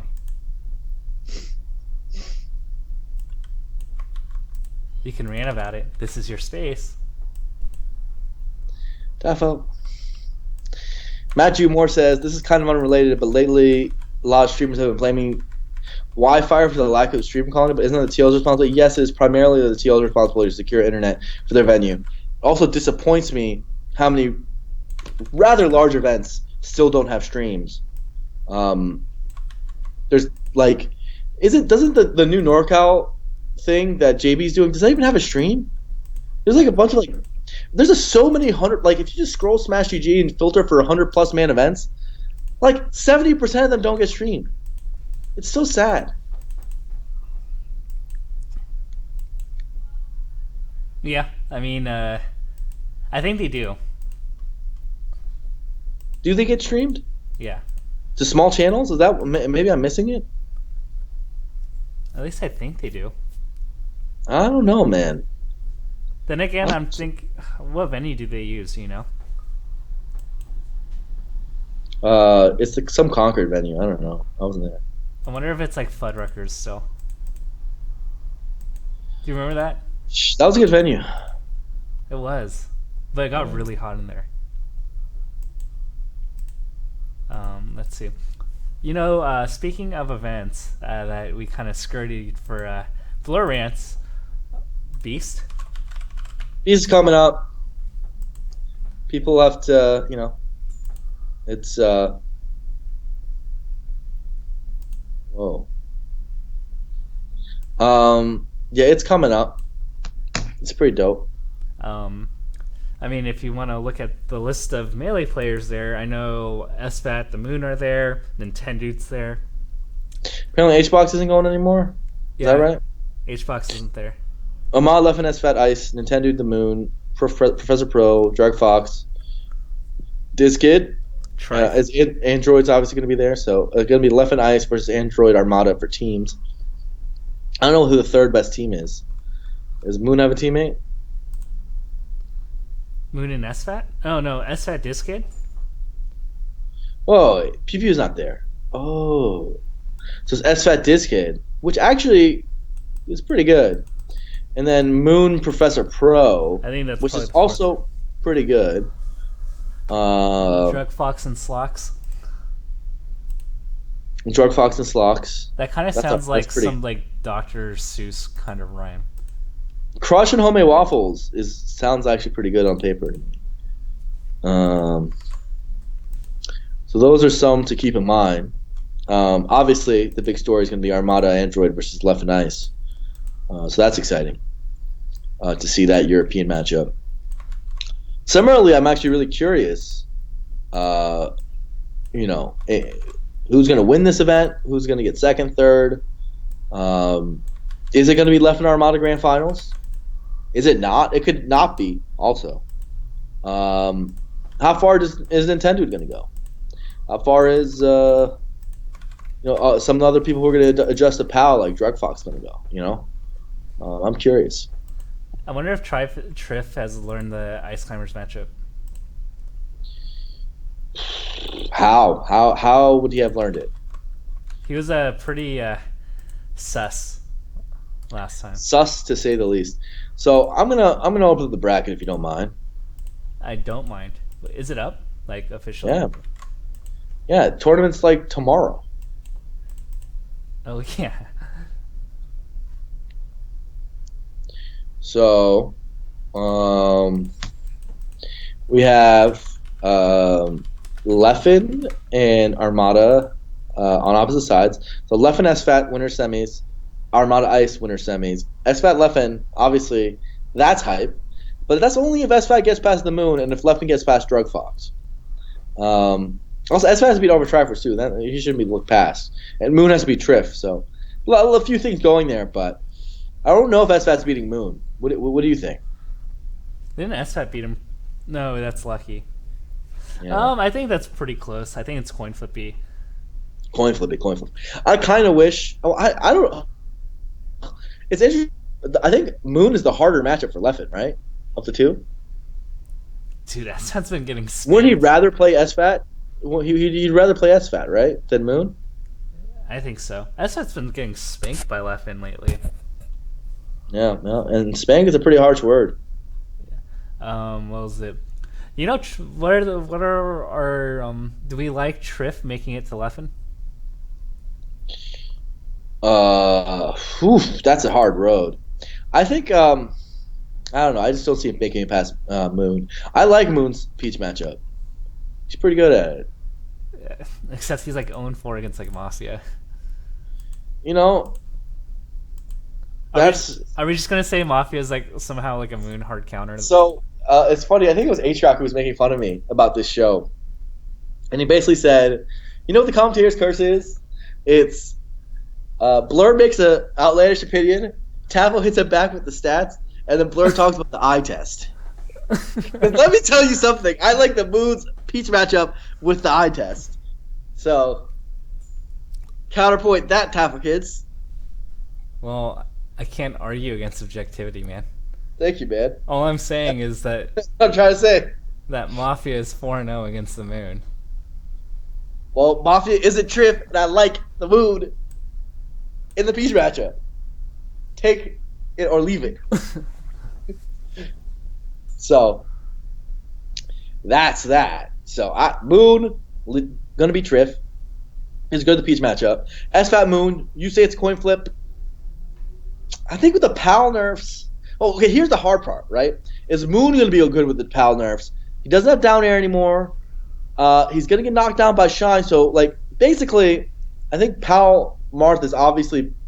It feels like he wins that matchup a little bit more than he does in NTSC against Fox. But it takes a lot of adjustment because DIing Fox's Shine is so awkward because it knocks you down, and Marths aren't used to it, right? So it's just a really, really weird matchup. But I guess it comes down to, can SFAT hate confirm better than the Moon adjust the DI, because they're both having to adjust to it, right? Right. The thing is, I think he can, because if you get an by the edge Shine and you don't know how to DI it as the Marth, you get thrown way off stage. And I think that it's just when someone gets thrown way off stage, it's easy to hit confirm right after that Shine. Yeah. So yeah, I think. But SFAT has to also react correctly too. True, but it's not that hard to react correctly to a Marth way off stage. It's much harder to react to the Shine. Yeah. So, I think that's the harder issue. So I think that SFAT's hasn't SFAT been in Europe more than the Moon? Yeah. The Moon went for that random tournament where Chu went. So I don't know. I think Yeah. they both go. Yeah. I think they both equally go. Enough. Okay, so I'm just gonna assume slight advantage Moon because I think Marth Fox is a little bit tilted to Marth because of PAL. A lot of Fox nerfs are a big deal. The Marth nerf to PAL down air, it finds new uses. Like it's very nice to obviously have a spike, but you find new uses for that PAL down air, and it's useful in its own ways. So. Well, I'm gonna pick Triff to get out of that spot. Really? You think? Okay, all right. Fans. All right, fans. Well, I have the eye test. You have the stats. But the fans are the third pillar of the commentator's curse. Tavo says Triff. I say Moon's making it out. Fans, what do you think? What do you think? Who's making it out of that little shuffle, the quadrant? What do you guys think? Tell us. Gravy Train says Triff. I trust everything Gravy Train says. Pearl Panda says Triff. Wow, a lot of people say Triff. No, I'm hearing some Moons. No one's saying SFAT. SFAT is part of the trio, guys. I think actually SFAT is the least likely out of the three to make it. Really? Yeah. Why? Am I tripping here? Is this guy not ranked top 10 of the world? He is. I just don't think do people not understand who SFAT is? I mean, it's like putting West against a bunch of Sheiks, right? It's like, well, you're top 10, but... What, is he bad? Is SFAT so bad against Peach and Marth that now? Is that... It's also PAL. It is PAL. Practical TAS has put out a straw poll. The people are going to use it. The third, it's got to be broken, right? You say trip, I say the moon. If the people say SFAT, then everything is crazy. SFAT and Trip are playing today on stream today. Right now? Like Who's winning? earlier today, Trip was. Oh, snap. There's some combos Armada was doing on stream. That guy's pretty good. Dude, did you see? Gosh, it was like told like Trip like spills his water or something. Oh, I didn't see that, but it was like the one combo he did on the moon, and then Trip was in the back. Wait, did it end with up throw, turn up, and then something else? Yeah, something like that. Yeah, dude's nuts. How's the straw poll going? Let's see. Let me click the straw poll real quick. Oh, SFAT's in the lead. They're saying Trip is last. Because they're just going by MIM rank. Come on, I expected more out of our chat. You have 34% Moon, 45% SBAT, 21% Trip. It's a lot closer than I thought it would be. You thought it'd be pure SBAT?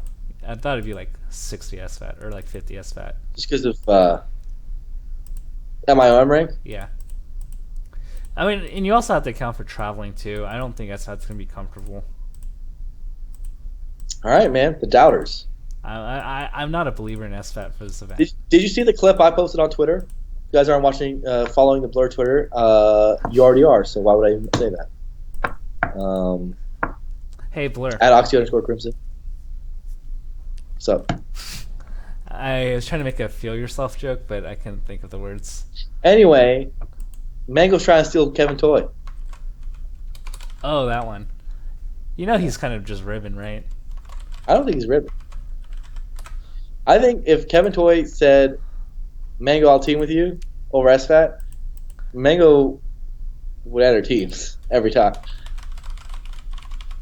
Mango and the Asian people, man. That'd be actually pretty interesting. It's so funny that he's not ready. He's not as willing to team with Johnny or Lucky as he is with Kevin Toy. What does that tell us about Kevin Toy, man, in teams? That's a good point. Okay, so Nintendo Crush is another thing I'm lining up. Doesn't Crush play against numbers a lot? Yeah, and he is ridiculously good at it. Do you think Nintendo's going to be Crush? I think it is PAL. ICs are better. I think it's 50-50. I think that's a coin flip. Really? I think that's a coin flip. Even with the nerfs to Fox? Yes. So you were saying in NTSC you favor Crush? I think I might actually. You know, what was it? It's pretty interesting because we've seen a rise in ice climbers, especially in the last year, but you're seeing a pocket of people that are just have these brutal anti ice climber strategies rise up. I'm not sure how well you know Spark. The Sheik, yeah. Yeah. He shield drops every time. Spark, has been whooping This Kid Boogie lately. He shield drops every time. Yeah. He camps harder than any man should ever camp. He has no shit. I feel like. And then did you hear what happened to Hungrybox and Chew? No. I told you this, and then you came up to me a minute later and said, "Did you just hear what happened to Hungrybox and Chew?" Can we say the story on stream? What was that? Can we say the story on stream? Yeah. I was. This was at Genesis. Yes. And you walked up to me and said, "Hey, Blur, did you see what happened? What was the match? Hungrybox and Chew? Yeah. You see what happened to Hungrybox and Chew? It went. What was it? Game 3 or Game 5? What was it? Game 5. It went Game 5 to timeout. It was like a 40-minute set. And I was looking off in the distance. And I was like, huh. That's crazy. Right?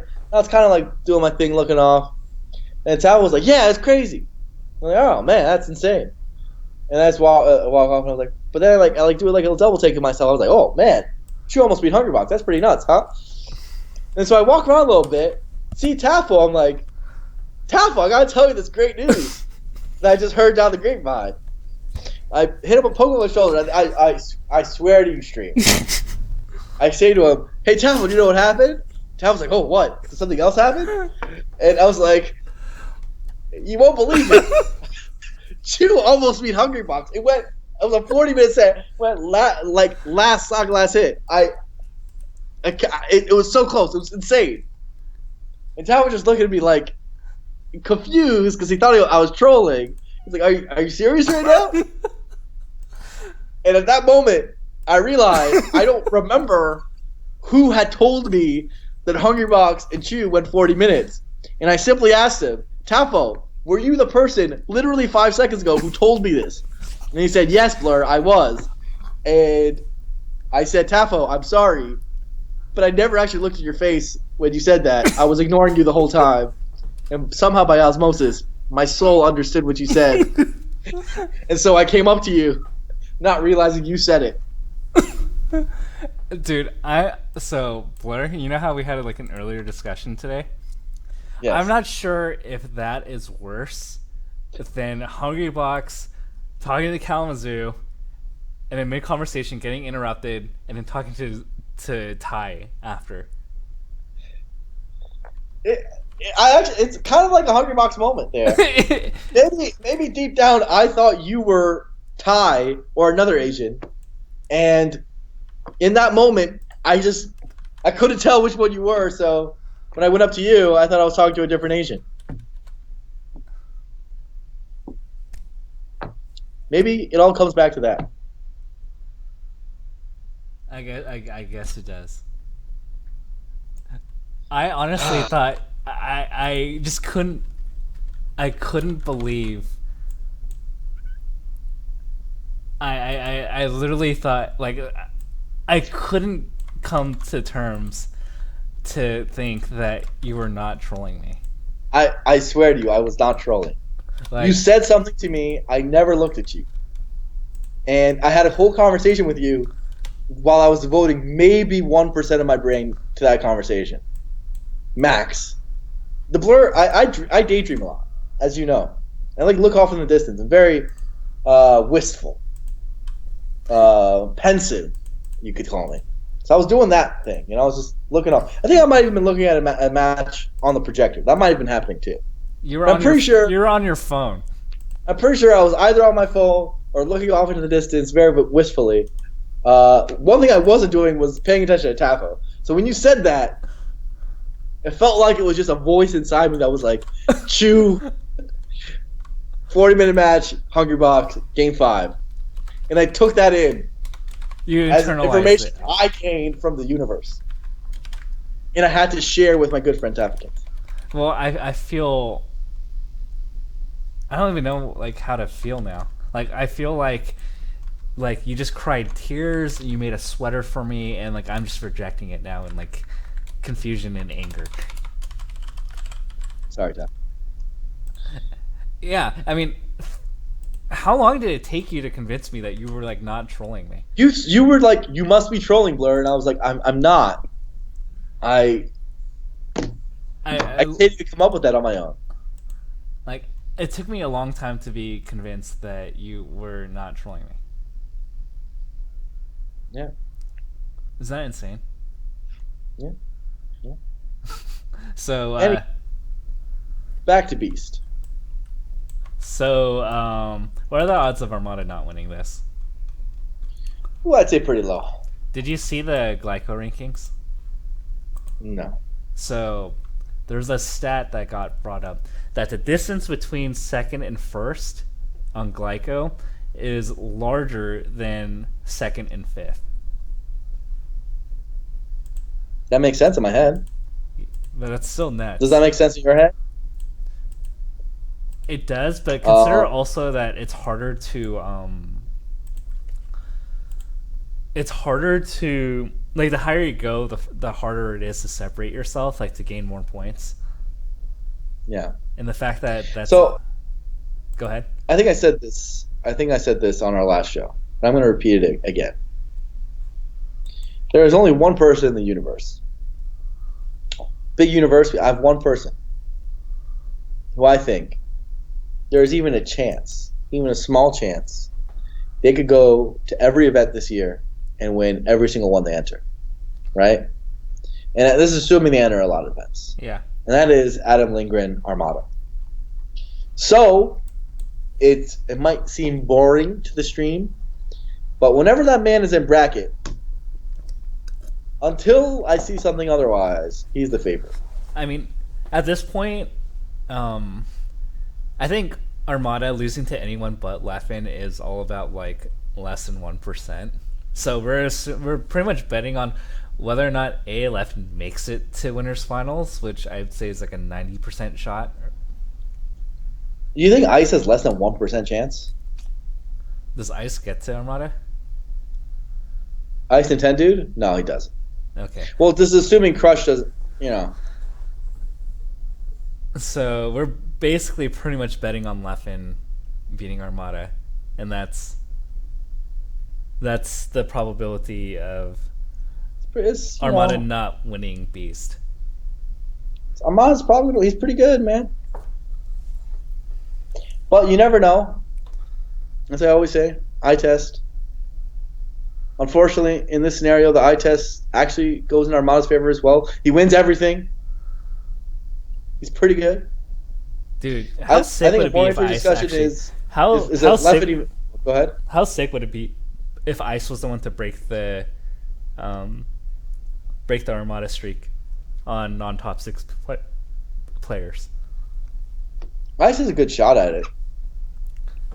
Like, a better than 1% shot. Yeah. But Ice is really bad against Ice Climbers, so if he faces Nintendo, he has no chance. Dude, what the hell happened? Because Ice, like, does okay, and then, like, what happened to him at Genesis? They're called Ice Climbers. Shouts to Army. They climb ice. They climb right over it. It's called Ice Climbers. Shouts to Army. It's in the lore. So, shouts to Army. So it's Armand's pretty good. He can lose. It is possible. Leffen, what's the percentage chance you give Leffen? He has to win 2 sets out of 3, pretty much. What do you mean? To win the tournament, right? He also has to get there. We'll say like he has like an 85% chance of getting there. I'd say he's an 80% chance of getting there. Okay, that's fair. He has an 80% chance of getting there. Even more so, I think. No. Okay, he has an 80% chance of getting there. And then to win 2 out of 3 sets, he probably has like a 20% chance, right? But he can afford to lose one if he... No, I'm saying he has a 20% chance to win 2 out of 3 sets, correct? Do you agree with that? How in one set, how much do we give Leffen a chance? Because I think 20 is a bit low. Really? Well, in one set, okay, I have to do the math on this, so I make sure it ends up at 20% for 2 out of 3 sets. I mean, I think that's around the ballpark of like 40-ish, right? To go 20%. If you're a 40% favorite, but you need to win 2 out of 3 at least. Something like that. Yeah, it's about that. Because that would be 0.6 times 0.4 times 0.4, something like that. We're just gonna assume it's like 35 to 40. It's somewhere around that ballpark. Plus 0.4 plus 0.4. And the fact that Leffen can win both sets too. But then you have to multiply those numbers by Leffen also potentially losing to someone else. Yeah. So, I would be pretty surprised if Armada didn't win. Maybe. No deal says no DI, excuse me, says 20% is way too low. LOL. Armada was 2-2 with Leffen in 2016 and 8-7 in 2015.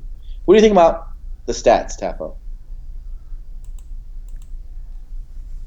I mean, if you're 40% to win one set, like... Well, did you hear what he just said? He said Leffen, Armada is only up 10 to 9 over the last 2 years. Yeah. That sounds like 50%. Yeah. Do you think it's 50-50? That seems wrong. Well, we do 50-50 plus you multiply the discount factor that he may not get there. It's like 40%. No, well, we're saying just the sets. You actually think it's 50-50? I don't think it is. I mean, I think it's like 60-40, 65-35, something like that. 65-35 seems a bit much. I'd say 60-40 Armada.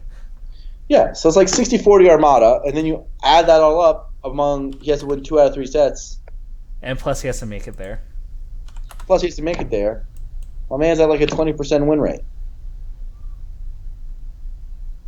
20% went to win the tournament. To win the tournament. Yeah. And then it's like 79% Armada, and then 1% Sweet SFAT. I think SFAT has like no chance at winning. Who's the 1%? Give me a 1%. Ice. Ooh, if Ice wins the tournament, like I mean, Ice is being left in, and I think Ice has is more likely to beat Armada than SFAT. That's the only reason why I'm saying that. Chat, please tell us. But the Nintendo, he's not gonna get past the Nintendo. It was his tournament to take, but he can't get past the Nintendo. Unless Crush does him a solid. Crush has to do Ice a solid. It'd be very fitting.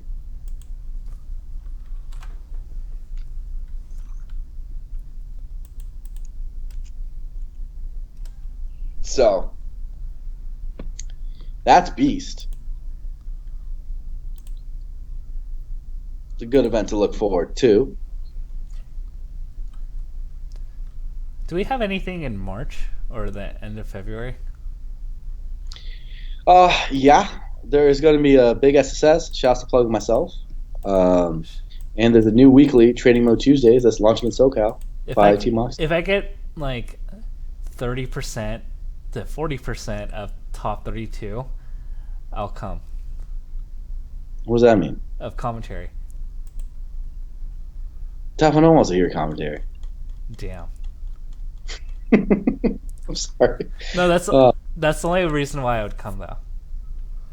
Well, you can commentate, dude. It's fine. Sure. You guys get top 8. I'll bring Mingo with me. I'm not going to go, so I don't think so. Damn. I'm not sure. Dude, HG Brian's actually a monster on the mic. He's like a new and upcomer. We did pretty well. Apparently, Mango's going to play this one. He said he is. SFAT's coming down. A lot of the people from Summit are going to be there for Mango's Summit thing, and they're just going to go. Dude, the mouth is coming meme is definitely real. My mouth is coming. Mountain is coming, guys. Like, no, it makes perfect sense. Mouth is coming, man. There's also Smash Valley, which I think is not this weekend, but it is this weekend. It is Duck, Lucky, Squeeze Delight, Cobalt, Mike Hayes, KGH, Chillin' Dude, Abate, Smuckers, Smash God, Dreffin. Like, yeah, pretty stacked, actually. Like a 300-man event. Pretty big. For a second there, I thought you were talking about people who defeated Hugo. You can't make fun of him now that he's good. I know, he is. He's good again. He's exactly what you wanted him to be. It's just like, it just bewilders me that, if you practice, like, and you're, pretty decent, that you can get better. Perpetual Christopher says, sounds like SSS and Summon are pretty similar. Actually, they kind of will be. Because a lot of the Summon people are going to go to that SSS. And, yeah, it actually will just be like an open version of it. So, yeah, it's going to be pretty cool. So, Smash Valley. That's pretty hype. I don't know who's going to win that. Who do you think is going to win that? Who's at Smash Valley? I just said it. I literally listed it. Are you paying attention, Tafo? Hey, wait. No, Blur. You got to hear me out. Did you know that? Did you know that Hungry Box beat Chew in a close game? Oh my god! Yeah. Okay, so it's Sweet Delight, Duck, Lucky, Cobalt, Mike Hayes, KGH, Chillin' Dude, Abate, Smuckers, Smash God. What if the youngest Smash God wins the tournament. For whatever reason, Smash Valley's hype as hell. I don't know who wins that tournament. whatever reason, I can't find the Smash GG to it, like by searching Google. Why don't you just go on Smash GG? It has search now. I'm not used to it, man.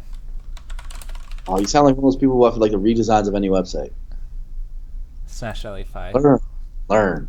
Dude, what if KGH won this again? He'd have to beat Lucky. So Lucky's not KGH good might right now. Yeah. Lucky's not at peak. Yeah. Well, he'd have to be Zayd too. I don't know if he's beating Zayn. Is KGH beating Zayd? Nah, KGH is beating Zayn. Dude, if he got past Zayn, he could win this event again. Because it'd be exactly identical. KGH beats Zayn. He's beating Lucky. He might beat Duck. Dude, he always beats Duck. That's not true.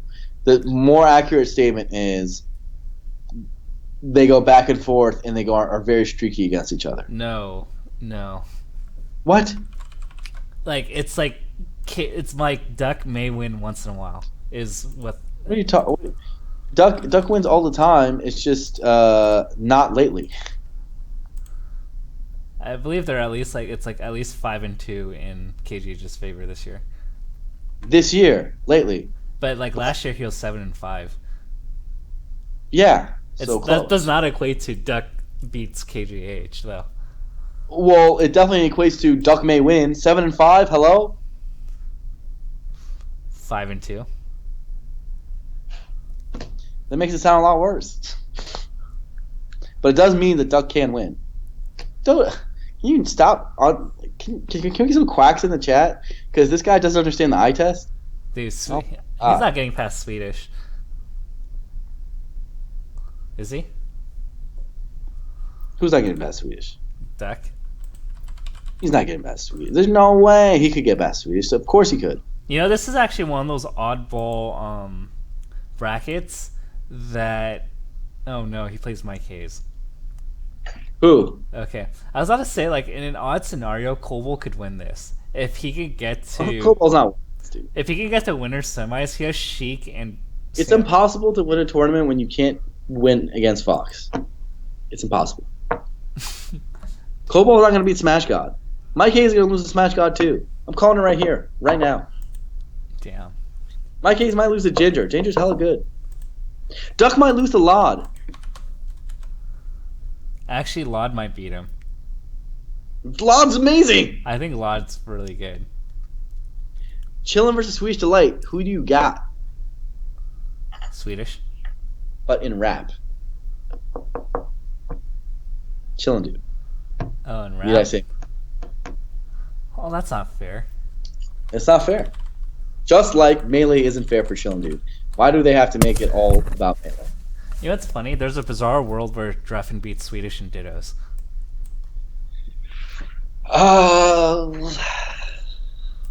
Dreffen beats Swedish and Dittos?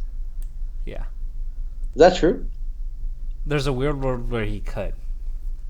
I wouldn't put it past him. It all boils down to how does Swedish remember how to chain grab? Because I don't recall Swedish chain grabbing lately. Although he's done it before, I don't think he's done it lately. And Dreffen will abuse chain grabbing. Dreffen has no morals. He doesn't. It's hard to have morals and play for swag when you have no fan base. But what if he doesn't want the fan base? Is there a single Dreffen fan in the world? Does his mom watch his tournaments? I want to be a Dreffen fan because I like Dreffen as a guy. Dude, Dreffen's so funny. But I don't. Is there a Dreffen Nation? Can I buy Dreffen apparel? Yeah, you actually can. There's actually 2 shirts featuring Dreffen. No way. I totally made that up. I want to be a Dreffen fan, and I need him to not chain grab for me to be a part of that world. That's all I'm saying. So, this tournament is wide open. If there's a favorite, it's probably Swedish. If there's a second favorite, it's probably KJH. If there's a third favorite, it's probably Duck. Dude, Swedish, this is like the dream bracket for him. The only thing, big question mark, is if Kobol somehow makes it to winners semis, then I could think that could be a little difficult for Swedish.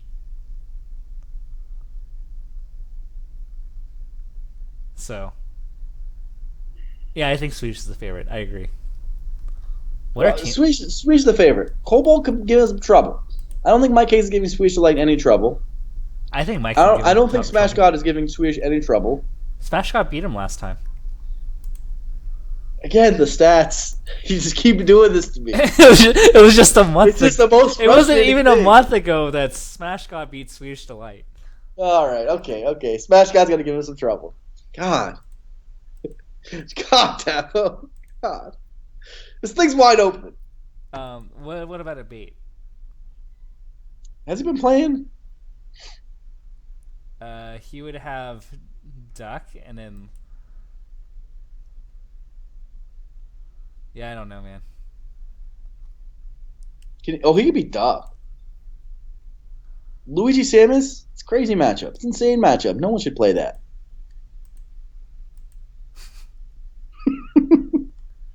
That just should never be played. Dude, that Luigi Samus brought together one of the hypest grand finals of all time. Hugs versus Commentator. Yeah. That was a great set. That was an amazing set. Anytime, the great thing about Melee is it's been around for 15 years. So anytime someone says a matchup is lame, all you have to do is reach into your pocket and find some match data and say, well, what about this amazing set that was awesome with that same matchup? Yeah, this is why I love why we don't have patches. That's great. Anytime someone says, hey, man, I don't think this Peach versus Puff match should be on stream, I point them right to Mango versus Armada. And I said, oh, you mean the greatest set of all time? Bam. And that shuts them right up. Dude, those... how about Young Link and Ness? Young Link and Ness is one of the great... Yeah, H-Box versus Armada, man. That was the Yoshi Story game where the Shy Guys saved Armada. Were you there on game one? You know how they remember how Hungrybox requested a double blind, and Hungrybox got really because Hungrybox he thought he won just because he's had an S. Yeah, Hungrybox like screamed at the venue because he was like yes, and then everyone assumed he had a Sheik. Yeah, we're like, oh, he won the double blind, so he's gonna go Sheik against Young Link.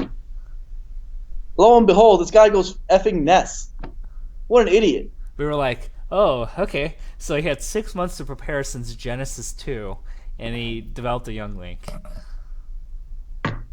Developed a Ness, you mean. But yeah. Who spends their time on Ness as a counter to Young Link? His rationale was that Armada is so good against Sheik that it wouldn't matter if he picked Sheik against Young Link. Play Falco. Do something else. Why is Ness your counter pick that you trained 6 months for? He spent 6 months in Florida playing Ness as his secret counter pick to Young Link. Put that into perspective, guys. I think this is why he has a coach now. I think he tried to one up Armada because Armada was like, he's like, well, Armada spent all this time developing a mid tier to beat my character. I'm gonna do this. So I'm gonna pick a bottom tier. It's genius, really. Yeah. And yeah, people are pointing out he eventually tried to play Fox, and that was bad. He's just got bodied by Young Link. Didn't he actually win a game off of the Young Link? One time, and I think that's a big mark against Armada's case's GOAT. You know, he almost, and I remember that one, it was like CEO a few years ago. I remember, like, he had a lead at one point against Armada's Peach. He took Armada's Peach to 1 stock. If you really want to make a good argument against Armada as GOAT, it has to be those H-Fox matches. I'm glad we never saw those again after that tournament. Yeah, absolutely. I'm down. Young Link Ness was cool. I like that era. As weird as it was that he went Ness, it was crazy. Really, Young Link Ness, is this the future of the metagame? What's going on with Melee? Ho, ho, ho, ho, ho. You know, it was one of those moments. Then we realized it was a bad idea, unfortunately. It's funny because Evo Hungrybox Armada is actually a low key very good rivalry. Like no one talks. Remember '04 when like Hungrybox was down 2-0 and he like somehow miraculously came back against Young Link. Hungrybox Amano is an incredible rivalry. That's some of the best sets of all time. It's only because we have some garbage commentators in the community who don't know how to storyline the freaking events. But that's just me ranting. Dude, Armada was a 2-0 and he had a lead on game 5, like a pretty substantial lead, and he lost. Yeah, there's also the timeout game. Do you remember that game where the up B for the percentage? The up B. He was 1% off at Genesis. Yeah. Remember that? Remember the picture of like Hungrybox with his like hands like this, like on his face, and then like Armada's on the Armada's pictures on the projector, like, and it looks like it's like looming over Hungrybox. Yeah. There's a lot of great moments of that rivalry. It's crazy, man. That Armada H-Box is incredible. The whole rivalry. The bomb. Practical TAs. What is Practical TAs freaking out about? What's the bomb? What's he saying? What does he mean by the bomb? The bomb. Was it the Dreamland game that he's talking about? It had like a timeout. Oh yeah, he's talking about Young Link bomb, not a Peach bomb. Oh, I think, isn't he? I think so. Yeah. Point is, it's crazy, man. I think it's crazy. Anywho, make a choice. Who's winning Smash Valley? We got Smash Valley can't get this much airtime. Well, it's because there's nothing on. Well, there's Beast on, man. That's true. Swedish. Smash Valley's pretty. I'll watch this. What channel is it on? Please tell me when I go to the main details page on Smash G, it says the Twitch stream. Guys, what is wrong with people?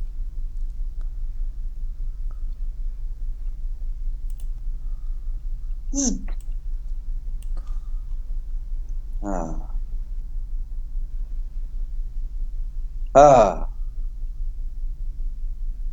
We should actually make it an official feature of Smash EG, just like show that. The stream with schedule. Alright, we can fix this. But Sean, anyhow, where are you at? seriously, Sean. Do you know for the longest time I called him Shan? Shan? Yeah. Shantano? Anyway, who's winning? Make a choice. Swedish. Oh, you're all about the stats. You have no heart. Dude, I picked Triff. Pick the highest ranked guy every time. I picked Triff. All right. You did pick Triff. You did pick Triff. I'm just gonna go with a heart pick. You know what I'm gonna say. You know what I'm gonna say. You already know. Just say it for me because you know what I'm gonna say.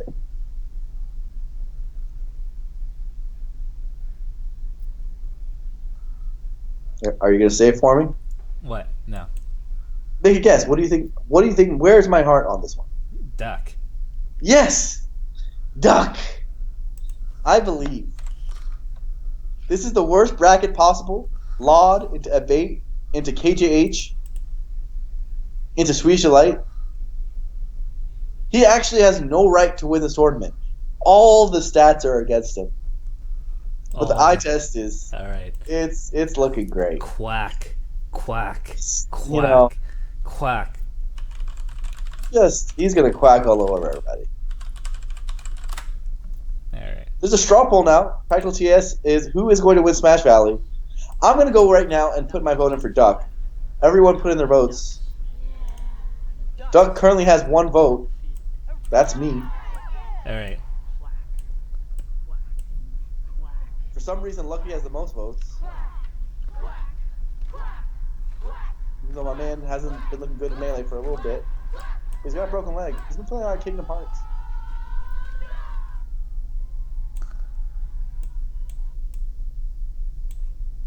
All right. I played the quack.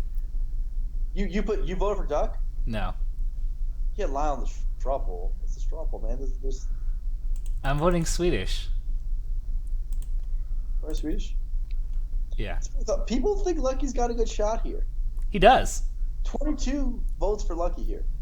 I think Lucky does have a good shot. We're discrediting Lucky. We're saying he's not even going to make it past round 1. He might not even make it out of pools, by the way we're talking. Yeah.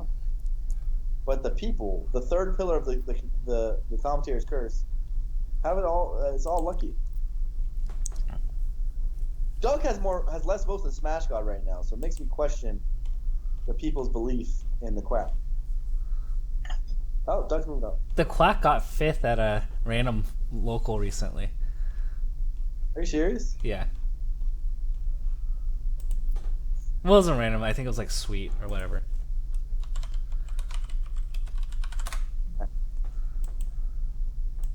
Commentator's Curse. What's up, Toph? What's up, Toph? So this is the one that Gatsu went to. KGH actually won this event. So it was KGH, Gatsu, Ginger, Dreffin, Duck. Oh, wait, say that again? That was the top 5. It was No, I want you to repeat that. KGH, Gatsu, Ginger, Dreffin, Duck. So who beat... Dreffin beat Duck? Yeah. Oh. Oh, no. Oh, no. Duck's not sponsored right now, right? You know how in the NBA, during the last year of people's contracts, when they're working for their new contract, they start doing better? Yeah. Why is he doing that right now? My man's playing for a contract. Duck, you gotta up your numbers. You gotta start doing some, go to more tournaments, beat some randoms. He should farm unsuspecting foxes and falcos. Exactly. Start calling up your favorite TOs and asking for some favors. Get your good brackets. Start going to some week events. Hey, we can't tell him about the Illuminati privileges. It's true. We're on stream. We need to get him signed. Let's give him some good seeding. That's all I'm trying to say. Dude, what about Drug Fox, man? Lately he's been on a tear. Drug Fox? Yeah. Yeah, he's pretty good. No one thinks he's going to win this. Why? He's won SSS. I mean, but Drug Fox is going to the other event. He's at Beast this weekend. Oh, that would be very hard to win Smash Valley while you're at Beast. Yeah. Did you know about the legend of DSF? Where you won 2 tournaments one day? Yeah. That's actually pretty common. People do that in SoCal all the time. Doesn't my case do that every day? Squid goes like 3 tournaments a day sometimes. Goes from local to local. My man's trying to win through winners. Is he gonna do it? Bracket. Man. So let's see. Okay, you're gonna believe in the duck comeback. You have to let me believe. All right, I'm gonna let you do it. I don't think it's. I'll be honest. My head, my melee brain, my melee bird brain is telling me no, but my heart is telling me yes. So are you gonna believe in the magic or the stats? I'm gonna believe in the magic. All right. I prefer the. Have you seen that copy pasta about you? It's fantastic. Which one? The hand start to Jello. No, I have not seen it. Can I get a copy pasta? I'm actually really curious. Someone please post that copy pasta. It is the best. It is so good. Let's get our magics in the chat. People know what I'm talking about, right? People. I actually don't. I have actually no idea what you're talking about. Oh. Like, no one knows. Atriarch told me about this. It's gotta be real. Is it I could learn more from the Quran one? Yeah, that one. Oh, okay. I know what you're talking about. Learn more about from Sheik from the Quran or something. That was actually pretty funny. I was the one that posted that, and I was the one that helped spread it. Really? What is it? It's great. Gosh, I photographed it in pictures. If I kept going back in my Twitter, I'd eventually find it. It's a good one. That is a good one. All right. So what else is there to talk Questions. about? We just talked about questions. Let's do questions. We've been ranting. But I love ranting. Yeah. Okay. Oh, I'm gonna read it off while you get questions. So, I found it too. everyone, ask.fm.tafelkin to give us questions. We've been going on for a while. Please give us questions so we can talk and take your questions. I know you guys have like a month full of questions to give us, so there's that. I'm gonna read off pasta while Tafo puts the link of the Ask FM into the chat.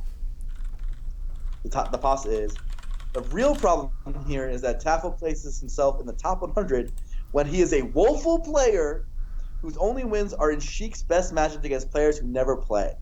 I can't think of a player worse than Tafo, and my grandma plays Kirby. His gameplay is sickening to behold. You can learn more about Sheik from the Quran. Every set he wins is always one in which he steals the game. His neutral is disgraceful, and Sheik's auto combos carry him. Tafo has some unbelievably strong opinions on skill level for someone who doesn't comprehend neutral at all, capitalized, or any micro interaction, which we can see from the fact he hasn't implemented this at all into his shameful gameplay. If you want to see Tafo's utter lack of game fundamentals, just look at his Fox. Tafo can't even short hop or wave dash consistently with Fox. It's true.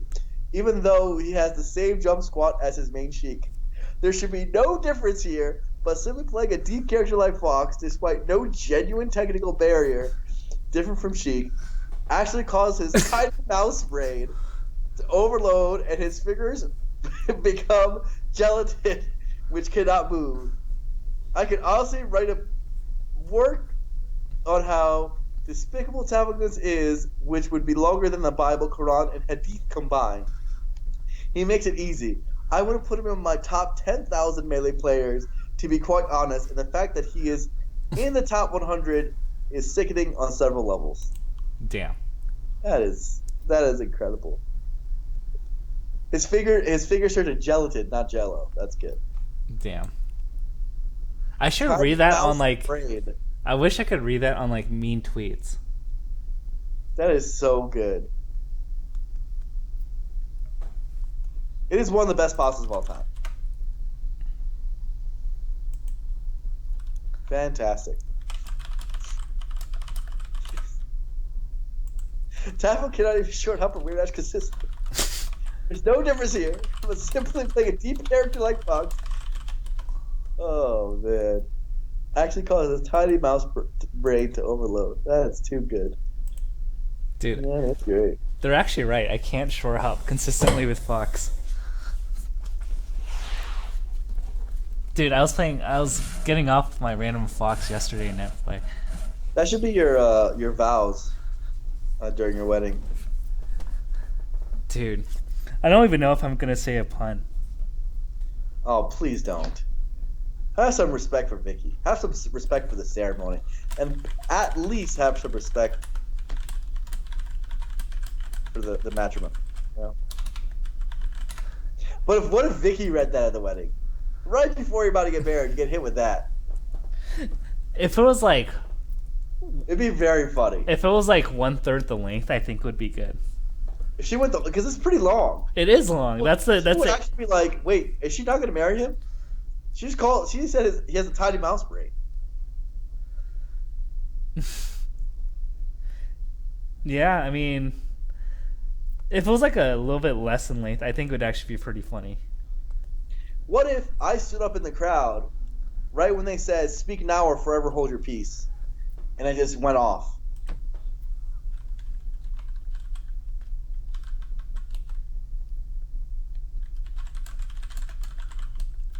That'd be so funny. All right, Ask FM questions. Let's go. All right. Why do no Smash institutions have organized feedback? The closest we have is Reddit threads, but I feel like it's hard to take those seriously. Those are horrible. Yeah. Some TOs post a questionnaire on like a Google form after the tournament. I know Tanless does, Most of them don't because they're stupid. Everyone should do that. It's a good idea. I wish it was a little bit more automated. I Smash wish there was GG. a suggestion box on Smash G, but I wish a lot of things were on Smash G, and their roadmap is very long. So I think that we could obviously come up with other ways through social media to make it possible for now. But yeah, I think more TO should do that. Let's see.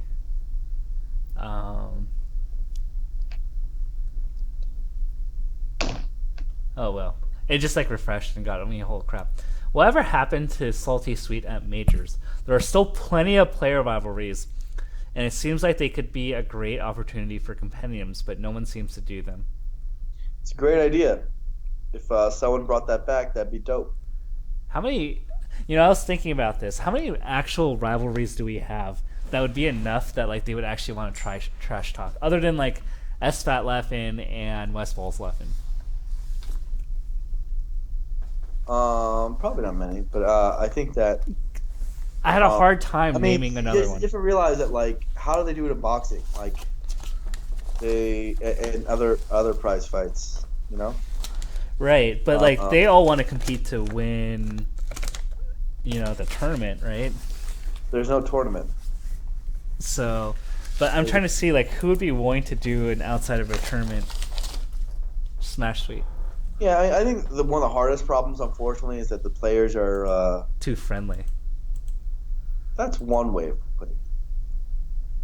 But I think they can make it really hard for organizers to organize exhibitions like that because they don't want to spend their time on it, So usually, like, it's getting harder and harder at the moment for TOs to organize things outside of standard singles and doubles because the players give them a hard time to build that content. So I think that's another worry. But I think it's definitely a very good concept. I know there's some people, especially in the FGC, who are very passionate about the idea that prize fights are actually the optimal form of fighting gameplay rather than open tournaments. Right. I can see that. Yeah. What are our thoughts on the SoCal Summit hate after Hugs, SOJ, and Lucky made it in? Is it deserved? SoCal fans saying that they put in work by streaming and promoting themselves better than the other candidates. Is it deserved? Yes. I want to see statistics. Smashy has them. I would love to see it about where the donations came from, because when you make a Smash G account, you like say what region you're from, right? I'm pretty sure they can tie it together. The donations. Yeah, they can probably look it up. I would be shocked. I wouldn't be surprised at all that most of the SoCal player donations probably didn't come from SoCal. Yeah. I think the fan bases for those players are international. Whereas I think actually Numbers was probably a very regional pick. I actually do think that like SOJ gets in every time. I don't think that's SoCal making it happen. Tons of SoCal players in the past haven't made it in. If you actually look at it, for the first 3 summits, the only non-SOJ player who's made it in was Alex19 at the first one, right? For the most part, guys like Lucky and Hugs don't make it in, right? This is Lucky's first summit, right? And this is Hugs' first summit as well. MacD never makes it in. Mike Hayes never makes it in. Tons of those guys don't make it in, right? If you actually think about it, which is surprising because Hugs is one of the biggest streamers for Smash. And even if you... Yeah, go ahead. Even if you took out Lucky, let's say you took out all those players and said Mike Hayes were rooting for you, Mike may not even make it. So sorry, Lucky was invited into the first summit, I believe. And MacD went to visit, but I think Lucky's never been voted in. Excuse me, that's what I meant. Point is that like, if you actually think about it, SJ is the only player who's really been voted in consistently from SoCal. Lucky and Hugs getting in now is more surprising than not, because usually the vote goes straight to SJ. And I think now there's been more Hugs fans because Hugs stepped up his gameplay, and a lot of people are sad about Lucky's knee. I think that's honestly what it is. Yeah. But I mean, I think I'm it's. just- I mean, ahead. with the 2016 election, I can see why things like this could be touch some nerves. Dude, I mean, look, the system is set up to divide us. Like, that's the point. Now, it's going to cause conflict, right? So, like, understand that. Now, the system works very well, and it's very good for the community. Make no mistake. Everyone is streaming right now. Everyone is producing content to get their favorite player in, or to get themselves in. Everyone is talking about it. Everyone's a buzz. And there is a whole week of content that's going to be produced as a result. There's going to be SSS, then there's going to be Mango's Summit 3.5, and then there's going to be the actual event, which is a 4-day event. Make no mistake, Smash Summit is incredible for the community, right? Now, in the process, it divides us, and there's conflict, and there's drama, and there's all this other stuff, right? But it's very good for the community on the big level, right? So it doesn't surprise me that people are salty. I think people are always going to be salty at Summit stuff. Like, it's natural. But I think some of the reasons they're salty is wrong. Like, first of all, at least me, and I think it's easier for me to say because I'm less emotionally invested because I'm not actually on the chopping block. Like, those players are actually the ones who are, like, investing their time and, like, spending hours and hours trying to get themselves in. But like when someone like SJ streams for hours and hours and gets in, he tried too. He just did a really good job. He's built his brand over years. Like, can't just be looking at someone else's pot, right? Like, and you gotta look at your own, how to build your own brand and how to do all that stuff. And I think that it sucks, but that's just how it goes. Also, Lucky just had a really good friend who apparently gave him a lot of votes. So Yeah. that happened too.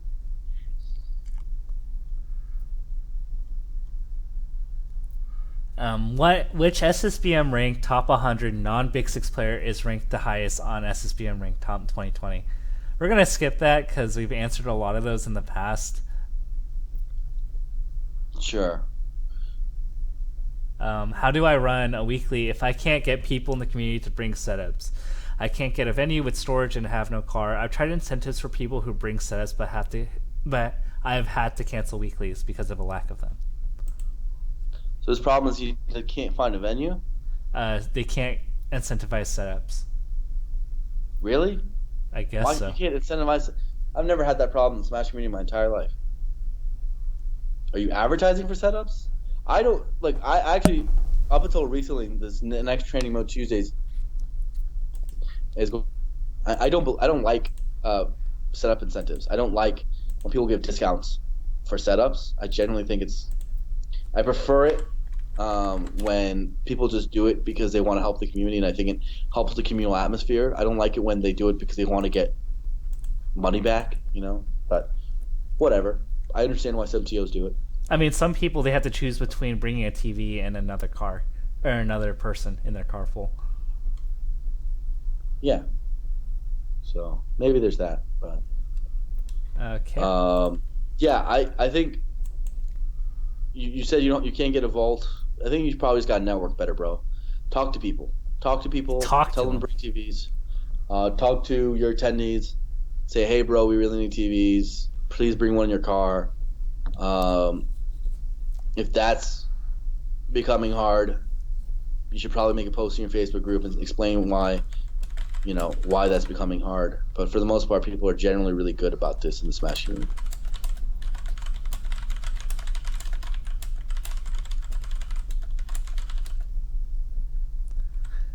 Any thought on the state of Melee content on YouTube? What do you like? What's doing well? What do you think will become popular?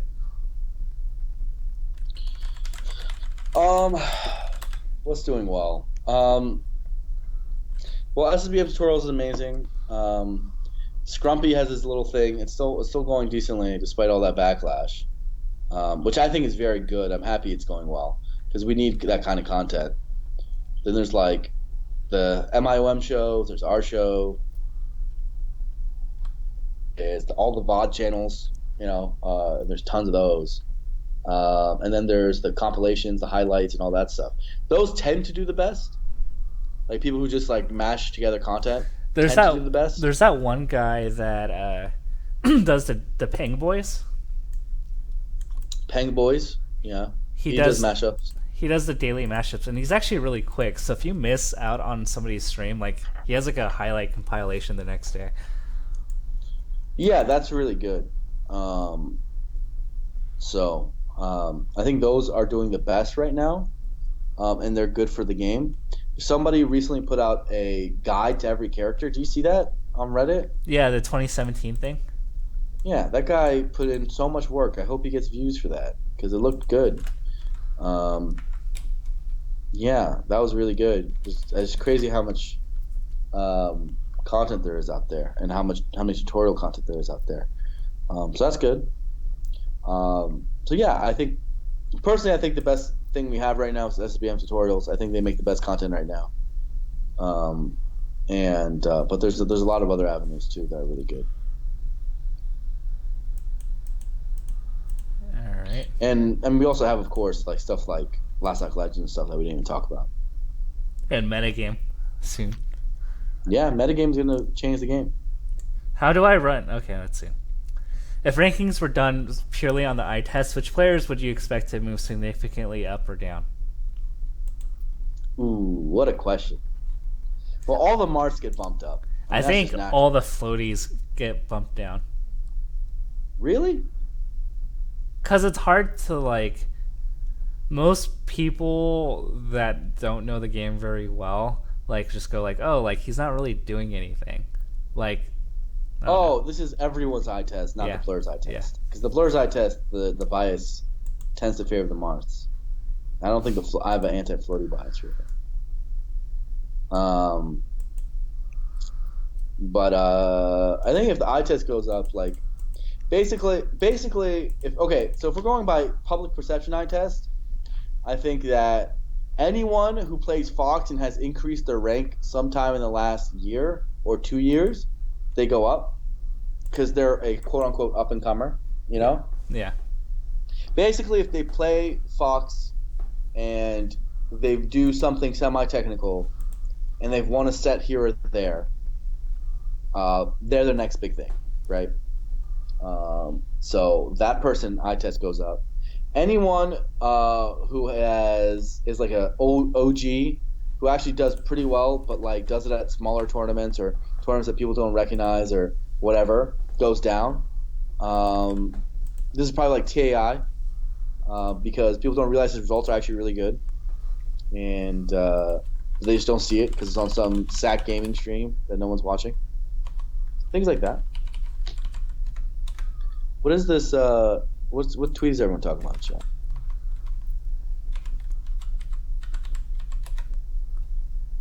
Oh my God, Beast! Do you see this Beast tweet? I don't want to. Is it how about that? I actually think it's a great tweet. I'm gonna like this tweet. That's my kind of humor. I know it is. That's a great tweet. All right, next question. Whatever. I said what I wanted to say. How do you think PPMD will do in the first months of his return? You've already answered this question. Next question. What are the old school players from Washington, and where can I learn more about their scene? The old school players? Yeah. You're talking about like SkyPal? Talking about like Sashifer? You're talking about like Kai, Silent Wolf is old school, Blade Wise, Cawmaster. You're talking about Bale Fireboy. You're talking about Matt Deasy. No, he's Dark Out. I was about to say, is he actually from? He's Dark Out. No, he's not. I don't know why I got him mixed up. You're talking about all those people. Point is, Sion is not that old school, but He's from Vancouver, isn't he? he's from BC as well. Yeah, people are saying Sion in chat. Eggs. Eggs is Oregon. But he was Washington. He was Washington. True. You talking about DJ Combo? Ooh, DJ Talking Combo. about Marth, right? Vish. No, he's not that old school. Vish is not that old school. Vish is pretty old school. Isn't he like 07, 08? That's pretty old school, man. Come on, Taffa. Dude, that's like 10 years. You got to That's think a, of the that's a perspective. smash baby, as far as I'm concerned. They just started picking up the controller. Damn. So yeah, there are a bunch. Edwin Budding and Pikachu. Go ahead and write that article. Sure, man. You have an audience already. You got it, man. My scene has one or two really amazing supportive. Okay, I have to reread it for grammar. My scene has one or two supportive and community building esports organizations in the region. We also have a few amateur TOs running different area locals and monthly tournaments at the same time. As a result, people go to what's close and cheap over tier of tournament. I guess this is in regards to. You build it and they'll come. Make the tournament good. Make it a lot better than everyone else. Yeah. Make it godlike. Put some production value behind it. Make it pretty. Put some branding on it. And this is important. You have to say it's the shit. You have to like consistently advertise it as a tier 1 local and different than the rest. And then you have to put some advertising behind it, maybe fly some players out if you can afford it through compendiums or the player funds or whatever. Do whatever you can to make it a regional size event and then build upon it every time. But yeah. You build it and they will come. Next. Let's see. Aw. Taffa, did you ask your girlfriend's father for permission to marry her? If so, how did that go? Can I tell a funny story? Go ahead. So, I was going to drive up to NorCal for New Year's because that's where her family's from. So, I call her dad, and Vicky's already there. And I say, like, in NorCal for just vacation. And I call her dad and I say, hey, I'm driving up to NorCal tomorrow, and I would love to talk to you about a few important things that are going on. So that's her dad. I tell that to her dad, and her dad's like, "Oh, okay," and I want to and I was like, "Oh, I want to have dinner with you," and then her dad's like, "Oh, okay, that's cool. I'm gonna bring Vicky and my daughters and my wife, and we can all hang out and have a nice dinner." And then I was like, "Well, I just want to just talk to you and have dinner with you, and." Like, maybe you can bring your wife too, and I'm okay with that. He was like, "Oh, okay, I'll do that." And then over the phone, he was like, "So, what do you want to talk about over dinner?" And at this point, I'm just like, "Is he getting it?" So I was like, "Okay, Vicky and I have been really serious. We've been dating for 2.5 years, and we're moving forward in our relationship. And I just want to, see what you thought about it and like how we move forward." And he was like, "Oh, okay. So, what specifically did you want to talk about?" And I was just like, Tavo, do you just walk around issues? Do you not just tell him? I mean, the whole point is to go, you don't tell them over the phone and say, "Oh, I want to talk to you about marriage." I figured... You pretty much said it already. I mean, he didn't know at that point, so I finally just said it out loud, and I said, "I'm planning to marry your daughter. I already have a ring. I want to see you, talk to you about it, and that's why I'm coming down or and coming then up." You say, oh, "Okay." And he was like, "Oh, okay, got it." And then I was just like, "Oh my gosh!" And then so we had dinner. We went. Dad always says, oh, "Okay." And I went. So we go to dinner. We go to Sam's Barbecue. Go to where? Sam's Barbecue in NorCal. It's in San Jose. You should try it sometime. It's amazing. All right. San Jose. We go there. We have food. His wife, Vicky's, both her parents are there. And, we have a good dinner. They're, happy. They're like, "Oh, at the end of the day, we don't really care. You shouldn't really care what we think. We want you guys to be happy. but thank you for considering us, was like the TLDR of the conversation. So Yeah, wow, these parents, they're hashtag okay. yeah. You think my parents would ever say, it doesn't really matter what we think? No, you're from a Only cares what they think. Tafo. you're from a proper. Not saying that Vicky's parents aren't proper. You're from a very proper, esteemed Persian family. I don't imagine that ever happening for you. Well, And I hope that your sisters have amazing significant others. it would be a trial by fire. Okay. Have they gone through it yet? You're already part of the family, dude. No. Okay. Um, who do you so Blur? What do we think about all the Highlight Smash YouTube channels that profit from taking content from other people's streams without their permission? I hope they credit those people. I think it's probably better if they work out some sort of rev share with the VOD channel to do it that way. But ultimately, I think it's largely good for the scene. And I think that anyone who's making content is, sharing and spreading the love of Smash. It takes a lot of effort and work to make a highlight video. Yeah. A combo video, and I think that if you're an event organizer and you see someone making a video like that for you and they're doing it for free, you should be happy, because I routinely spend money and other TOs do as well, asking for highlight videos of my events for my own channel, right? When someone does it for free, I'm just like, sweet. They Yeah. did it for me. And so I've they been did it for, I would have paid for this, So it's pretty dope. and I've been having private chats with a lot of the bigger Smash players to say, like, dude, like, you aren't using your YouTube. You should just like pay somebody 30 to 40% of your YouTube And that's revenue. the thing, right? If the person who owns the content could just do it, and they could do this too. They could just do the highlights themselves, right? Like, you could just make a highlight channel for your stream highlights. So I think that's an ultimate solution. I think one of the worries now obviously when someone takes a full match or does close to it, like I've seen highlights. There's some highlight videos I've seen that where I've complained about personally. Like there was one a while back, which basically was like a 10-minute video about a 20-minute set. It was like highlights from grand finals from X tournament, right? It was like a 10-minute video and it was a 20-minute set. I was like, you just literally ripped the set, basically.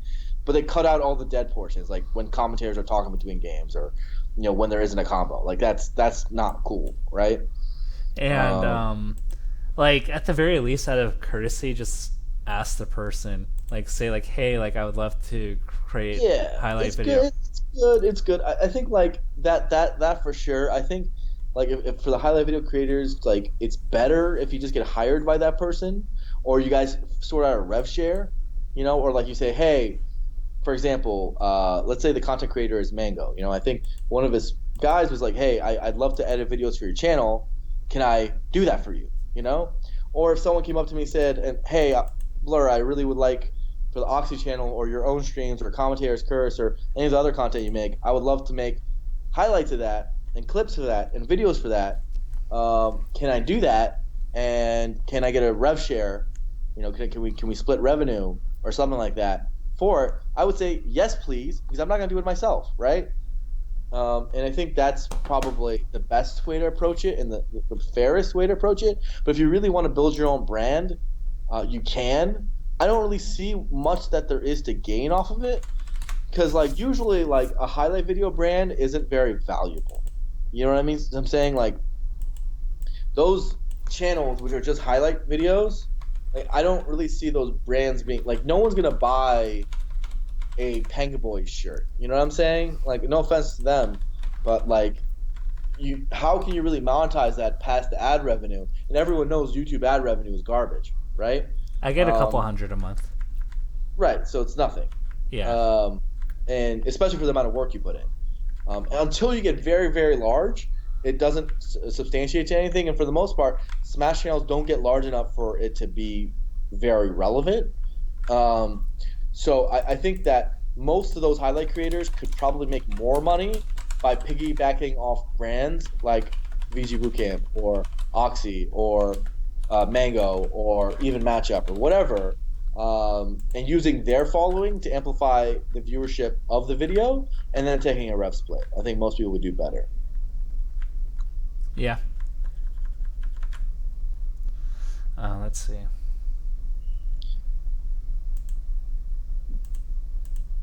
Next question. What are our favorite Pokemon? Caterpie is my favorite Pokemon. Squirtle. Good point. Good pick. Good picks. Are there any up-and-comer players that play a mid-tier? It seems like most of the up-and-comers play Fox, Martha Sheik. Any players who play Pikachu, Yoshi, etc.? Is there like Peanut Phobia or whatever? Peanut Phobia, yeah. There's mid-tier up-and-comers. There's that Luigi Yo-Yo. From San Diego. Yeah. Luigi Kid?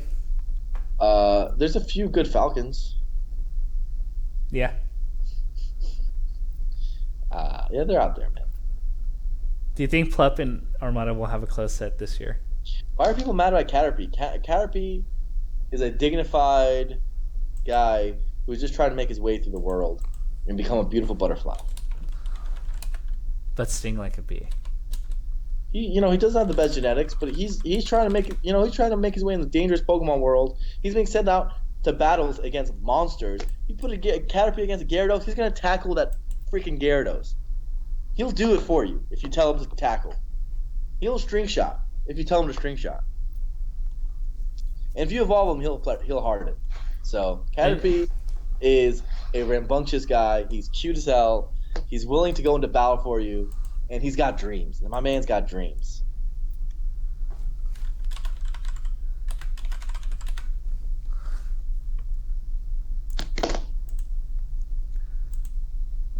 So Caterpie easy. All right. Do you think Armada versus SUJ at G4 was a fluke, or does Armada legitimately have a problem versus Falcon? How close would a rematch between the two go? Can you say that again? Sorry. Do you think SUJ versus Armada was a fluke?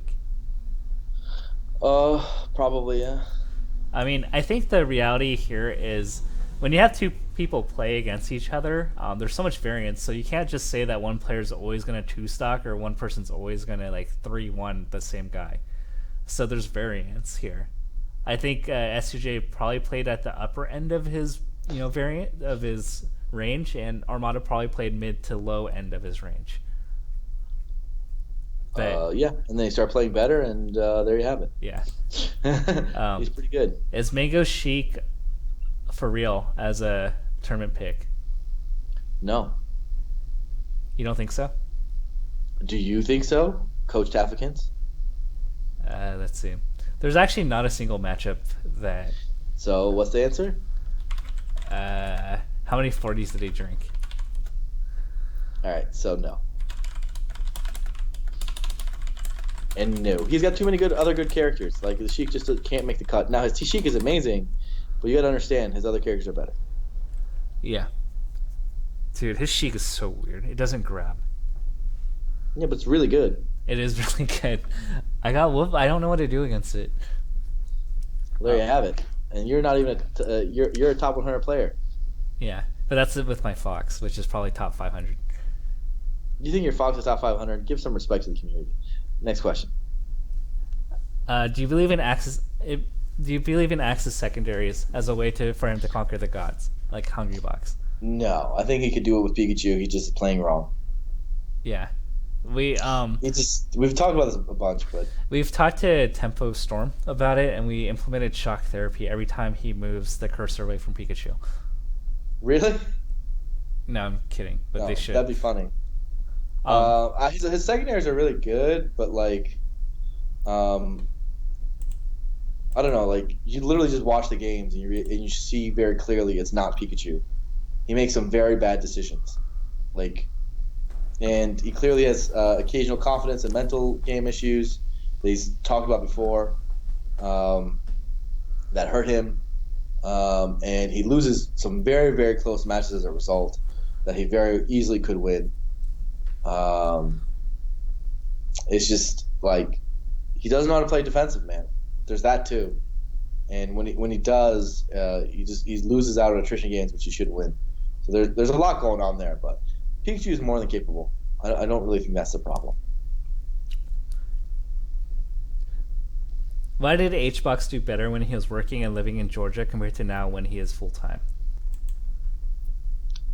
Ask HBox. I think some of it is he injured his hand for a little bit, and then before that, I think there's a move, there's a change in lifestyle, and he really wanted to win Evo.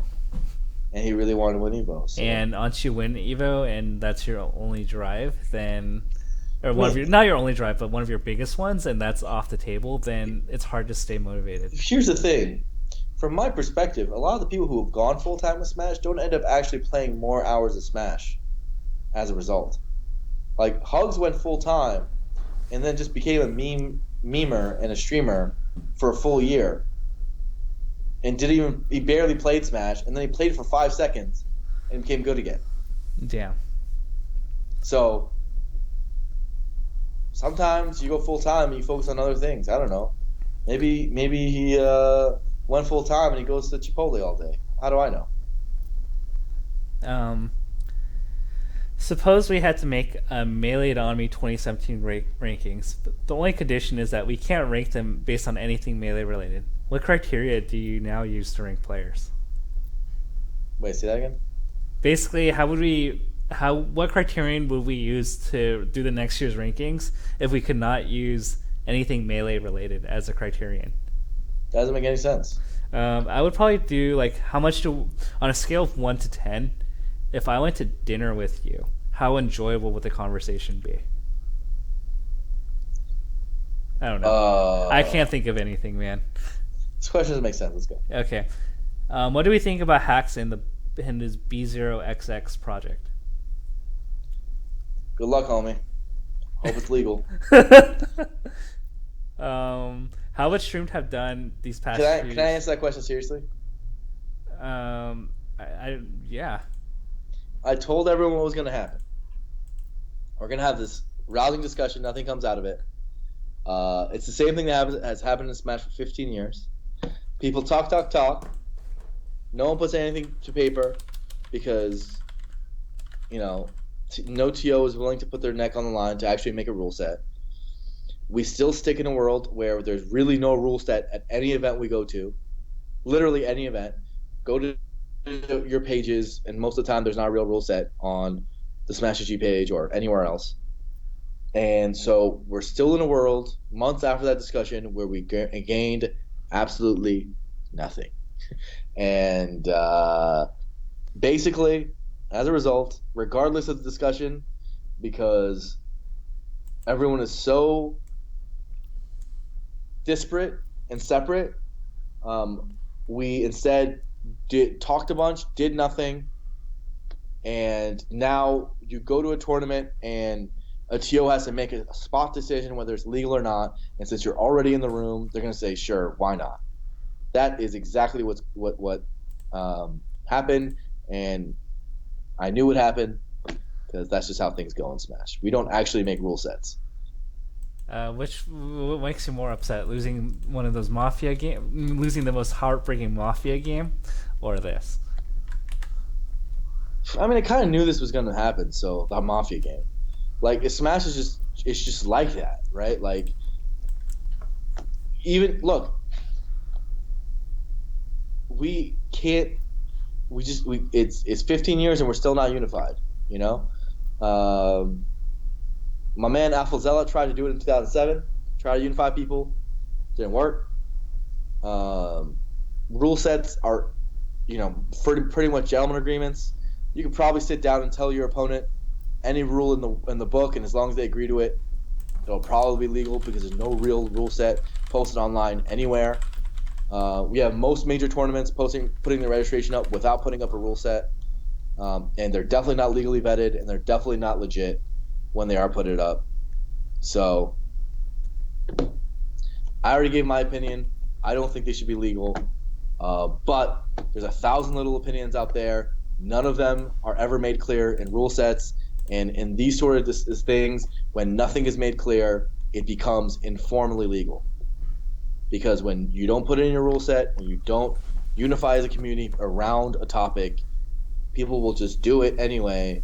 And because no one's stopping them, it's legal. That's how it works. All right. Another question about Shroom and Doc. I think we've answered this a million times, so we're going to skip it. Which coachless player would benefit the most from getting a coach? Plup? Plup? I think Axe. But, I mean, imagine a world where Plup has a sports psychologist or a mental coach. Very good, yeah. I think Plup is a good one. Plup, Axe, maybe Mewtwo. If Mewtwo not going to listen to anyone, he doesn't even listen to Armada about game advice. He already has like a ton of. He's had caretaker. He's pretty much had a coach his whole life. People say Mewtwo, but you guys don't understand. Mewtwo's first problem is himself. He doesn't even listen to Armada about game advice. So like, I don't know. He doesn't listen to anyone. People tell him to take a shower. He doesn't. Like, what are you gonna do? I told Echo Fox to double his number of rotating jerseys. That's a good one. I told him he needs like 14 jerseys. Anyway, Mewtwo has enough caretakers. That's not his problem. He doesn't even listen to himself, as Firepuff says. He doesn't listen to anybody. So I'm gonna say Axe because I think he'd listen to people. He just doesn't have anyone who's really in his corner always, other than the AZ folk. But he needs like someone dedicated to the time. I think Plop's also a really good answer. What are some good incentives to get people to travel for tournaments in a big region or in a region where there's areas far away from each other? I'm guessing this is like he's talking about West, like size big. Like it's a really I can't tell what he means. I think he says because he clarifies this and says or in a region where the areas are very far away from each other. That sounds like Midwest, doesn't it? Yeah. So you're saying when you say size big, you don't mean like SoCal?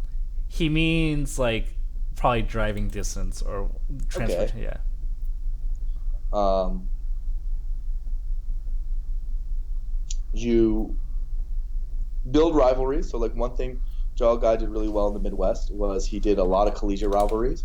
He did classic like Michigan college rivalries. You know, they're big in football. They just replicated that in Smash. One advice I've given the West Virginia TOs who are doing Mountain of Dreams, which actually looks to be a fantastic event. Mountain of Dreams, if you guys haven't heard, they're going to have their top 8 inside a papier-mâché mountain. Like, legit, they're making a full-scale mountain, and they're going to have that in there. And they're doing some really cool stuff in production, venue design, everything. Mountain of Dreams is actually really cool. Things like that.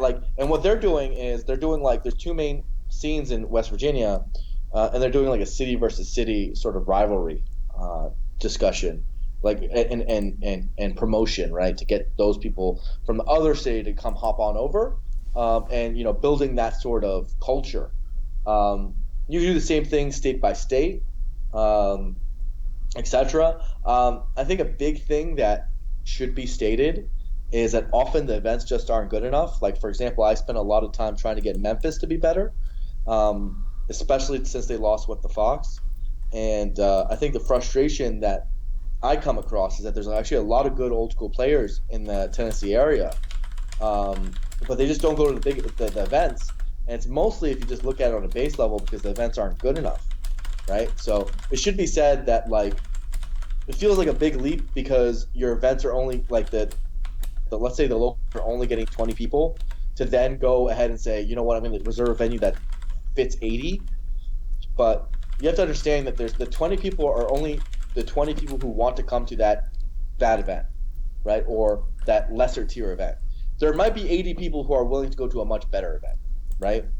And I think making that leap is huge, and trying to do that. So build it and they will come is huge.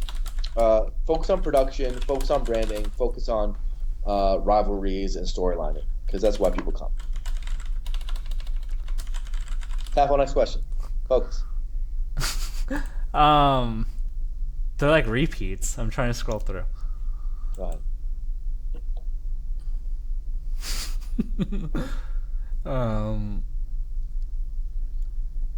in Melee specifically, why would you say the community is accepting and supportive of new players? What is the contrast with the treatment of public figures and top players? From a new person's point of view, how do you think it seems? So it's saying why? How's our new player? How do we treat new players? I think pretty good, right? I didn't think so. Like this is probably a question better answered from a new player. Like, were we accepting guys? Anyone in the chat who's new to the game? Did we do a good job? Because obviously we're a little bit out of it. We don't really know. But I think we do a good job. I hope so. So I think we try to do a good job just by being friendly. So there's that. Okay, next question, Tato. Top players and double stacks partner, static double partner. Is that a question? Which ones would you like to see have? Let's play matchmaker. Well, it sounds like so at Summit there's going to be Pokepals, HBox Axe. That might actually become a thing. I thought Plup Axe was going to become a thing, but apparently Plup's doing West Balls at Summit. So maybe that's the new 2017 combo: West Balls and Plup. Of course, SFAT and PPU are together. Armada Android are together. Left and Nice together. SJ Mango is probably still going to be a thing. I think Lucky's on a bit of an island. A Drug Fox MacD's a thing. Who's another team player who needs a partner? I think Plup really liked that he could feed off of play around Wes's aggression, so that's why they want a team. There's like Swedish Slocks. It's kind of a thing. I guess Lucky Hugs or Lucky Reno is a thing for Lucky, but so maybe there's that. Sounds like almost everyone's pairing up. Moon DJ is still a thing. The Moon floats around more because he goes to more events. Yeah, almost. Duck doesn't have a consistent partner. Duckaboo, I think, is generally a thing, but they don't do that well. It's kind of funny because there are a lot of people that that they would. I'm wondering how for those second and third tier teams, and even like fourth tier, how quickly they would jump to someone else if a first tier player was available. Yeah, it's a good question. I mean, there's the big question of where's Mutaking gonna go this year? Because him and HBox are breaking up. Because Mutaking literally nonstop asked me. Well, although he stopped for Mango. For Mango, he's not gonna get it. So he's not doing HBox anymore. Looks like HBox is going with Axe. Looks like Plup is going with West Balls. Who's Mutaking end with? Like, Shroomed? Mutaking Shroomed? Is that a thing? Dude, Mutaking Wizzy? Mutaking said he likes Wizzy, but he plays the same style. They play the same style, so it doesn't work. Yeah, they're too defensive.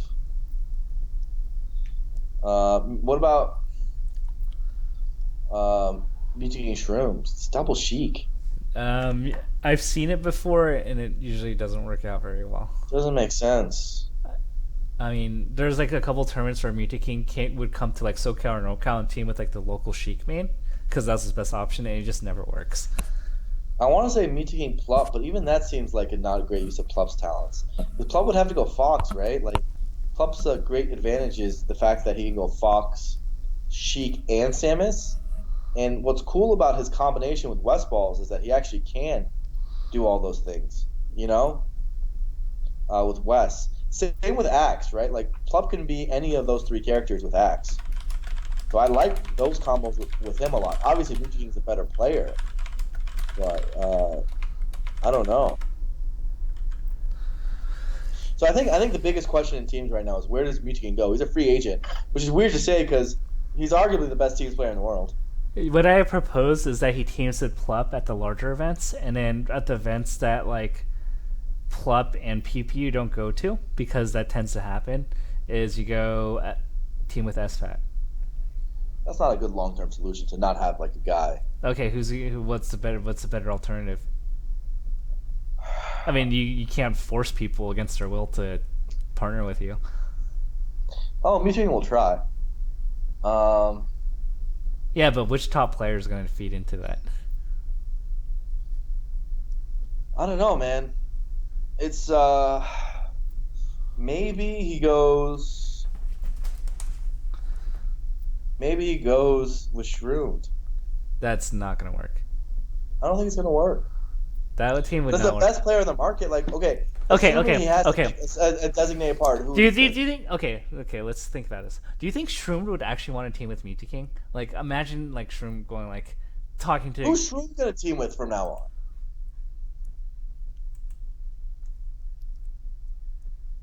Alan?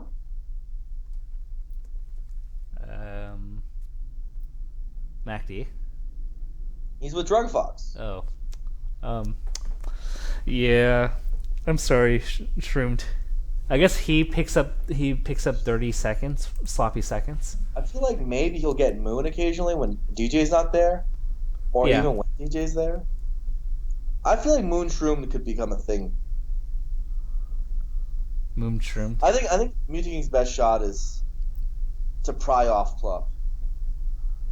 I think he is. I mean, they like live close to each other. It sounds like he's just he has a hard time. I'm worried though with that team dynamics that like Plup is going to experience very similar frustrations to teaming with Hungrybox. Yeah, I don't know. He doesn't really have an option. Because Plup really likes to have his partner be really close to him at all times. What if he picks Nun, the young Nun? Nun's horrible in teams. Dude, no, it's not going to work. Wait, what other top 25 players left? Professor Pro? Otto? He hasn't. Oh, but Otto doesn't go to enough stuff. Yeah, because he has school. Yeah, and that doesn't work. Does Professor Pro's been teaming with random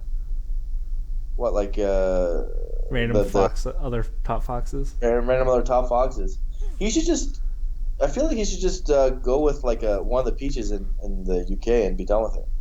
Like he should do with Vanity Angel or. I think he did before, and it worked pretty Triff. well. Yeah, he could just do that. I think. What about KK? Sheik still doesn't work. He would team with like his homies from Canada. Yeah. I mean, I think the big thing here is I think Mewtwo King Axe could be a thing. It could be like Okami Axe, but better. It could be a thing. I think that those styles mesh. Meeting Axe could be a thing. Yeah, Axe plays like We're assuming that Axe H-Box doesn't succeed. I mean, we've already seen it not succeed before. Yeah. Huh. So then it becomes Axe Mewtwo King? I think Axe Mewtwo King would actually be a good team. That sounds like a good team.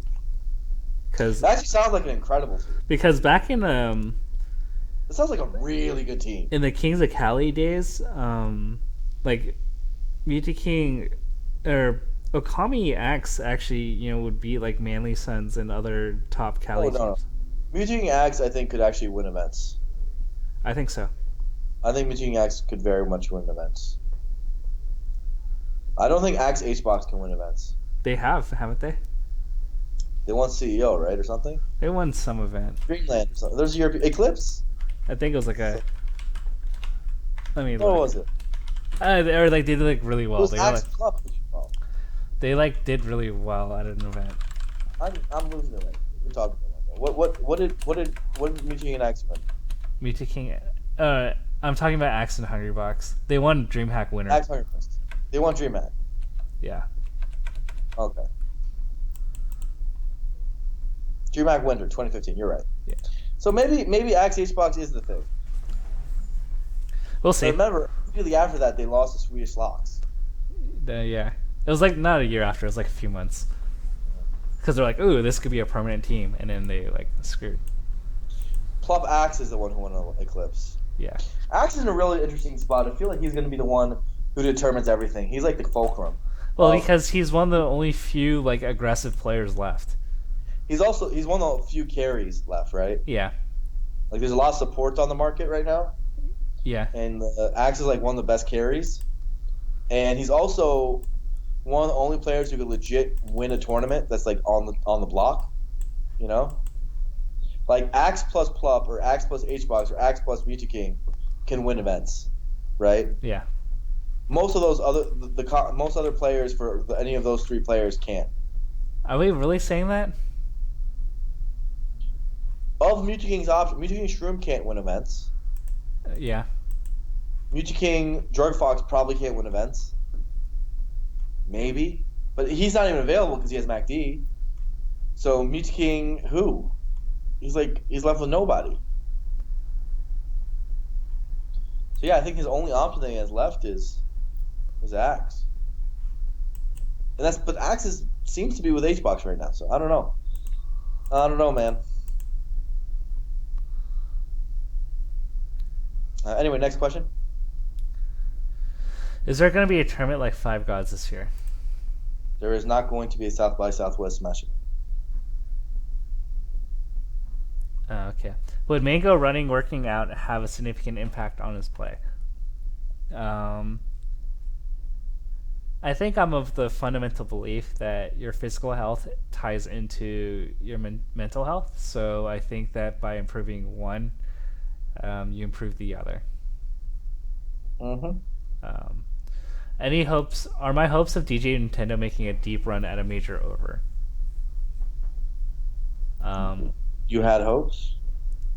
I think the interesting thing about DJ Nintendo is that he's really good at strange matchups and abuses characters. So I think if he can get a combination of the right character matchups, I mean, he got 17th at a few things, which I think is decent. Are we defining deep run as like top 12? I'm mean. I love DJ, guys. Come on. He can do all right. He can get better. Everyone could always get better. He's a smart player. He's a very smart player with a lot of good characters. I feel like he should. I mean, I'm crazy, but I feel like Fox has never been the character for him. Who? Why does he play Fox? Why does DJ play Fox? Do you know? Yeah, I feel like he's a Sheik. He's not a Fox. I feel like he plays like a Sheik. He's so clearly eye test. You watch him play, he's not a Fox. He's the most clearly not Fox player I've seen in my life.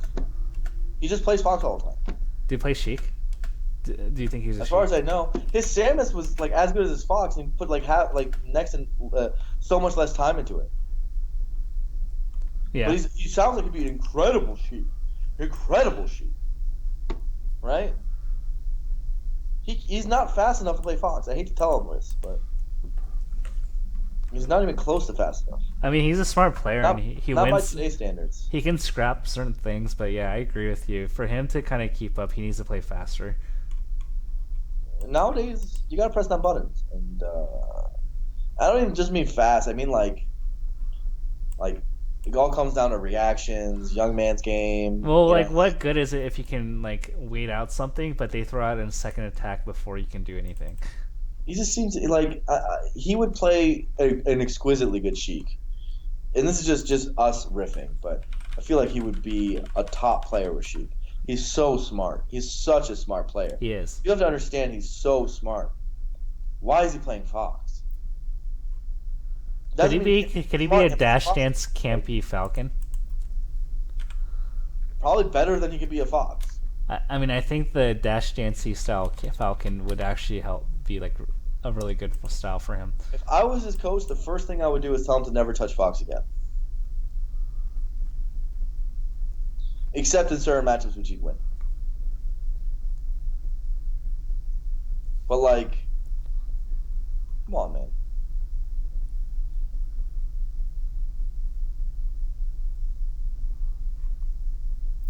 All right, next.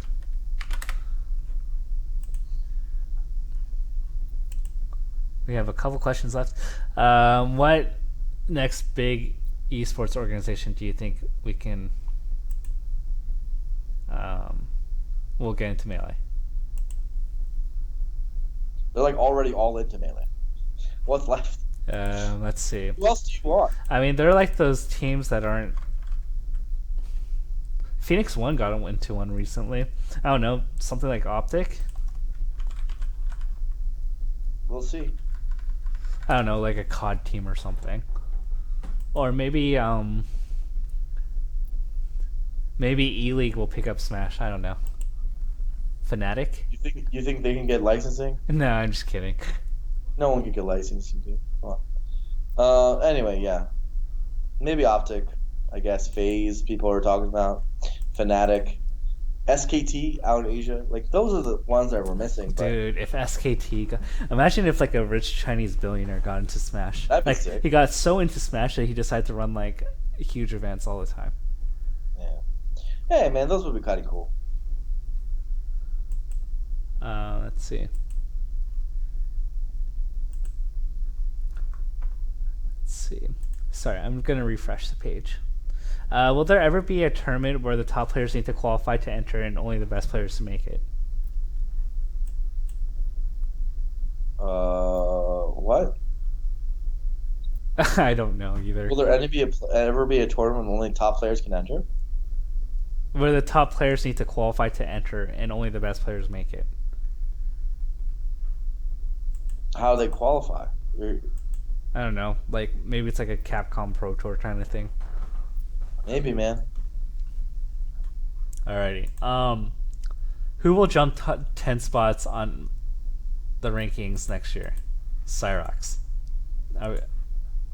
You just picked the trendy Fox pick.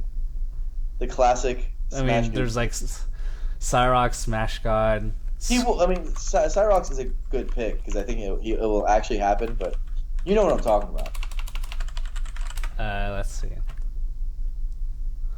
I mean, if I were to go down the list, let's see. Starting from 100. Sango, dude. Sango. Stango? Oh, yeah. Sango, baby. He's pretty good. I think Stingo's good. R2 Delu probably is going to make it by next year. I think so. Nightmare, the sixth god. Does Kage go back up to not 70? Kage is focusing more, right? Yeah.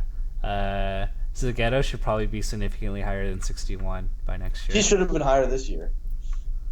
Triff, if he... Adam will go up just because he's incorrectly not on the list. not on the list.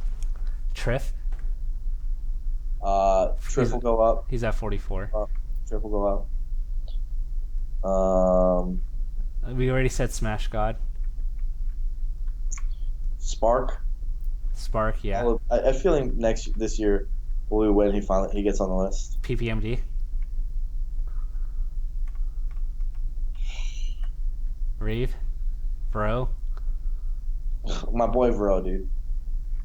He was 102. I feel so bad for him. Poor Vero. Except he didn't beat anyone good at those like large majors that he placed 33rd in. I think that was like the only issue. Some upcoming ice climber will do it. Whoever it is. Army. Oh, Army's. Luigi Kid. Army will definitely do it. Luigi Kid will definitely do it. Those are guarantees. Does NorCal have an up-and-comer that's going to do better? I already said Spark, but I don't know who else. I mean, NMW's local results are like 50 times better than his national results. I just don't understand it. So maybe he'll do better naturally. Like he wins like every money match for whatever reason, and then just like doesn't chokes at every national. All right, let me look at their list. Let's see. Probably Meds is going to go up if he travels some more stuff. Meds is really good. He is. He just doesn't travel to He stuff. just doesn't travel. Boulevard. Yeah, this might be too early of a year for to go up. I don't know. Soft. It'll probably be in 2018 when he goes up. Soft, I hope so. I feel like that guy's got a lot of talent. I have always felt like that's the guy who can be like the next top 20 player with Puff, but he just needs to go to more events, needs to put more time into it. He always seems to be sidetracked by life.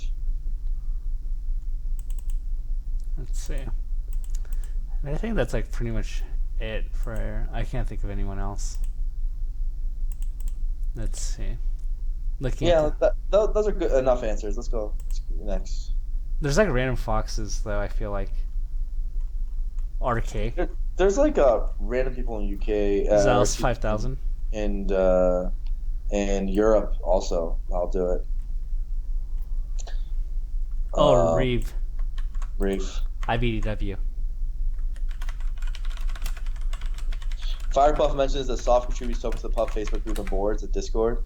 Yeah, the guy knows so much.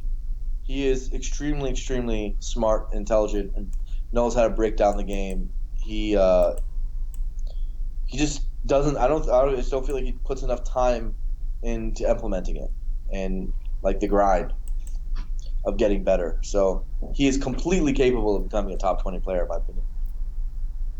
Bobby Fritz. Navy man. All Absent right, page. next question. Next question. We've given a lot of answers. Come on. These questions don't even make sense. What would you think of ESPN exclusive Smash?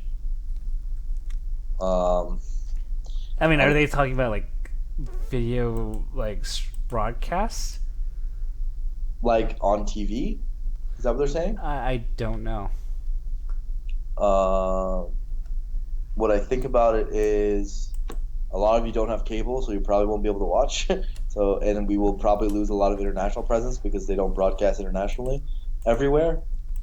So Yeah, that'd be an awful idea. why do we actually want that? I don't see a reason. Plus, you look at like for example, you look at E-League, which broke 1 million concurrents on a single channel on Twitch, and that dwarfed the TV viewership on TBS at the same time. So it's like I'm not actually sure what's gained there. You know, there's more of an audience on an internet platform, but maybe I'm shilling because I'm literally in the Twitch office.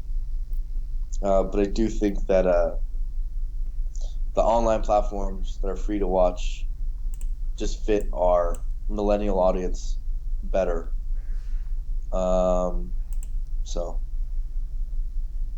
but it's kind of cool. Like I think if given the opportunity, obviously we should take it because it's a big way to gain more exposure. Yeah. Because there's an audience that we definitely don't reach. I just don't think our community will watch there instead of watching on the free platform we're used to.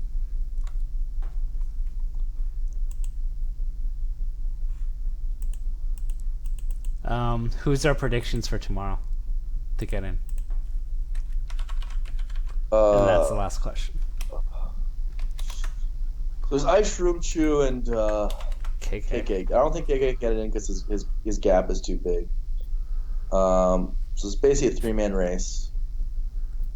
I hate to say it, but I think it's going to be Shroomed and Chew. My heart wants it to be Ice and one of the other two. I want Ice to make it in really bad. Dude, how salty will Armada be if it was 4 California players? Armada will just be so salty, and no one wants to deal with that. That's just annoying. Shroom's been to all the other summits, so I kind of want it to be Ice and Chew in a way. Yeah. I also just really want Ice because Left and Ice. You know? Armada Mutual King, Left and Ice, Pew Pew, and SFAT. Like, that's God. And Mango SJ, like, that's a double bracket lifetime, man. That's godlike. So, really hope Ice makes it. I really, really do. But yeah, I'm going to say it's probably going to be Shroom Chew. The way it's been going. Damn. Yeah. What do you think?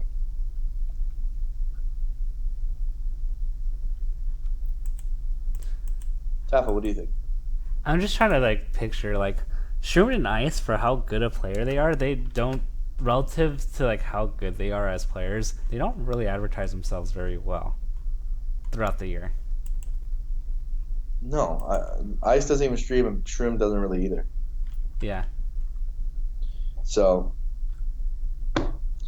there you have it. I mean, I would love to support them, but like when I look, I think going back to like the previous discussion, like this is why it kind of gets annoying when people think, oh, SoCal this or New England that. It's like, well, they like work really hard to do it, so it's like not like they get spoon fed. Like even SUJ, who is pretty quiet, he puts in work throughout the year, and his stream presence is consistently pretty decent. Yeah. So who do you think's gonna make it?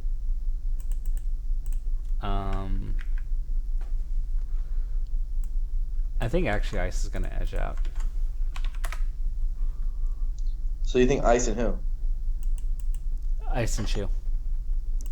Really? That'd be a dope result. I personally would like that. And then Dwan has like no one to blame but himself. It's always fun to make fun of DeWan. It is. But don't do it tomorrow, because as I learned recently, it's not nice to do that. It's not nice. I'm surprised you didn't know that. I did know that. I just didn't realize he was in the room, and I was on mobile. I'm an asshole. Okay, can we move on? Dude, you're a big asshole. I'm an asshole, man. All right. Sometimes. God. Okay, next. But you're a lovable asshole. Sure, I'll take it. Dun dun dun dun dun. That's it. That's it. No more questions, Correct. guys. Can we get one more? One more for the kid. Pick one out of chat. Chat. One more question. Chat. We need one more.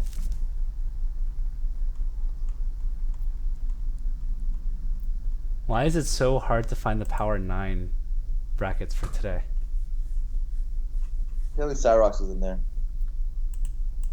Cyrox is like homeschooled, right? I don't know.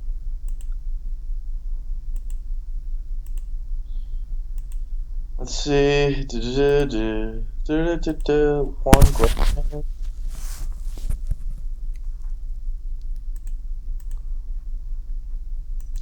Woobly Wobbly says Weisenberg on his stomach because I wasn't invited to cast.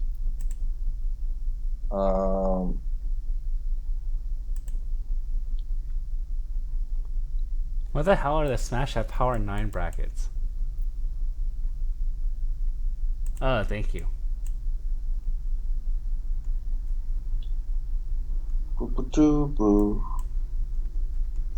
Where's this questions? Come on. Questions, guys. These questions aren't great. Let's go.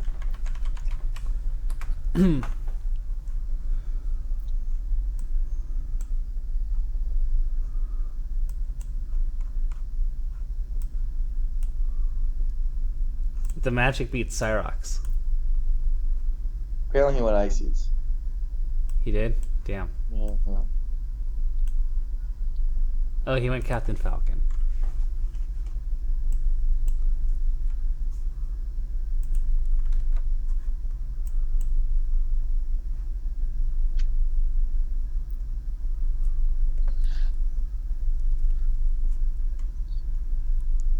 I press Y and L to wave dash.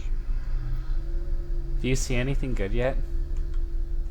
There's some okay stuff. What do we think the first person... Who's going to drop out of the top 10 this year? Of Shrimp. people. Shrimp probably is going to. But he always seems to be resilient and staying there.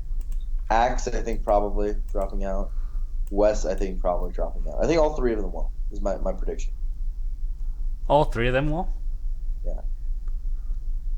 I think West stays. You think Wes stays? You think Wes stays, the other two do? I think when you have I think such SFAT might even drop out. I think SFAT might drop out. I would say SFAT... The tough thing about SFAT is, like, could he continue to farm like H-Box? Yeah.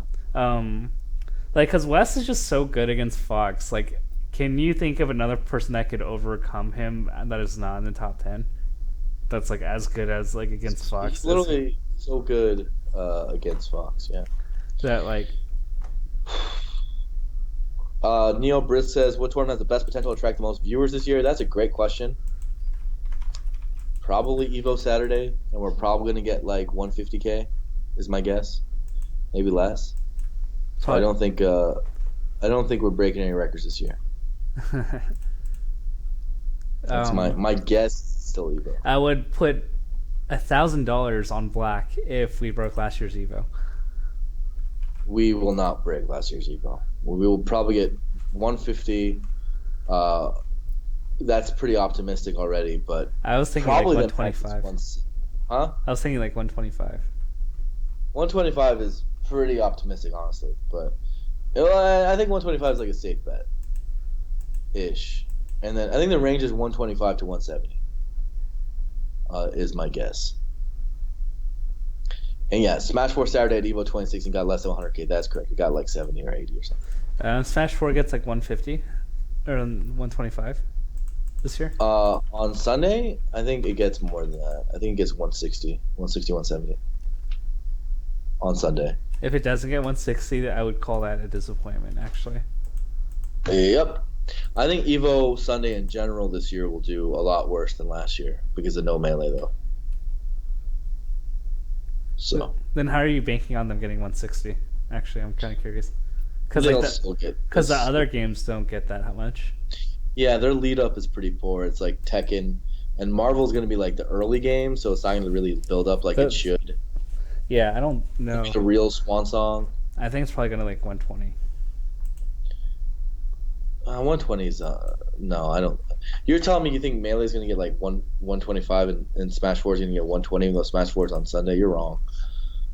I think Smash 4 is going to get like 160, and I think Melee is probably going to get like 150, but that's only because I believe in Melee. It's probably going to end up with more like. Isn't 150? I mean, what did like what did amazing. What did the other non-Melee, non-Street Fighter games get last year?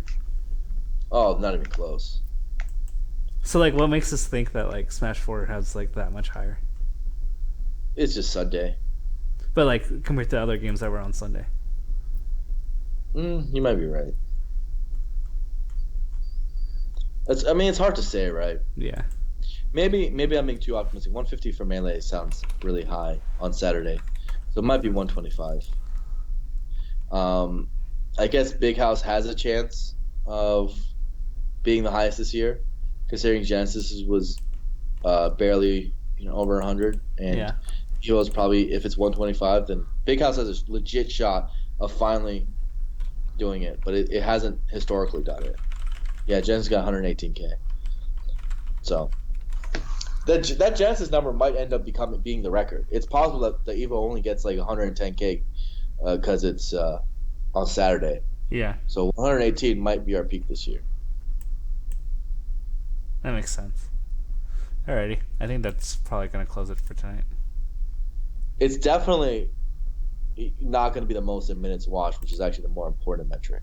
Because there's going to be so few broadcast hours, especially of top-level content at EVO, it definitely won't get more minutes watched than Genesis got. I guarantee that. So, in many ways, EVO won't be our highest viewed event. That's almost guaranteed.